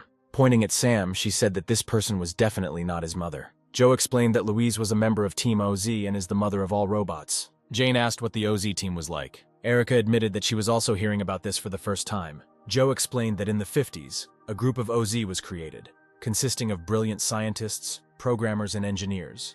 They were the ones who developed artificial intelligence robots. From laws and a self-healing core, right up to a central database that contains information from all over the world. All this was developed by the OZ team. Turning to Sam, Jane admitted that she had no idea that Louise was such an incredible person. Suddenly, Eliza intervened in the conversation, saying that something here still didn't add up. She said that robots were considered the best invention of the 20th century, and it was included in the Fourth Industrial Revolution. Those who made such an achievement should have been registered in the biographical dictionary. But Eliza couldn't find any articles about it, let alone a dictionary, so the story she was told couldn't be true. Sighing, Joe replied that all information about these people had been deliberately erased. It was made as if these people had never existed before, eliminating even the slightest mention of their names anywhere. She said that in 1958 they began to actively register citizens through the network. At the same time, they did not make any records about the birth of these people, their academic background, achievements, and everything else. Even all written records were destroyed, leaving not even a shred of information. Finally, in 1962, when the robots were launched, many journalists appeared looking for information about the developers. But the secret police denied and destroyed all the information. That is why a hidden rule was created, not announced by the government. Jane asked why these people were treated so unfairly, but Joe threw up her hands, saying that she did not know. But she said that thanks to Jane, they had a clue. Joe said at least one of the group members knew about the virus in advance. Suddenly, Erica had another question.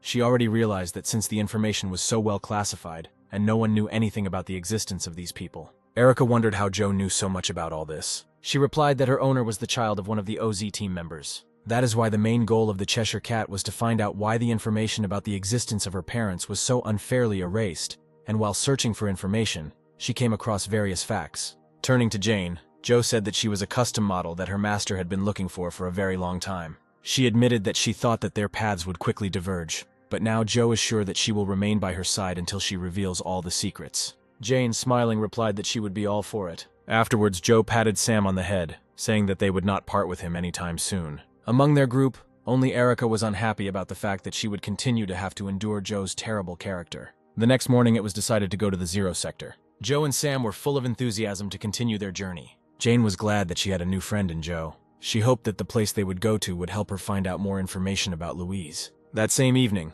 the Cheshire Cat finally reached the place where Louise lived. Approaching the house, she noticed a grave, which she hurried to approach. After reading the name engraved on the tree, Cheshire took the pendant that hung on the grave cross. Taking a closer look, the girl realized that she had already seen the same pendant on her father. The next moment, she opened the pendant. Seeing its contents, Cheshire finally realized why her father never let her touch his pendant. Inside was a photo of Sam.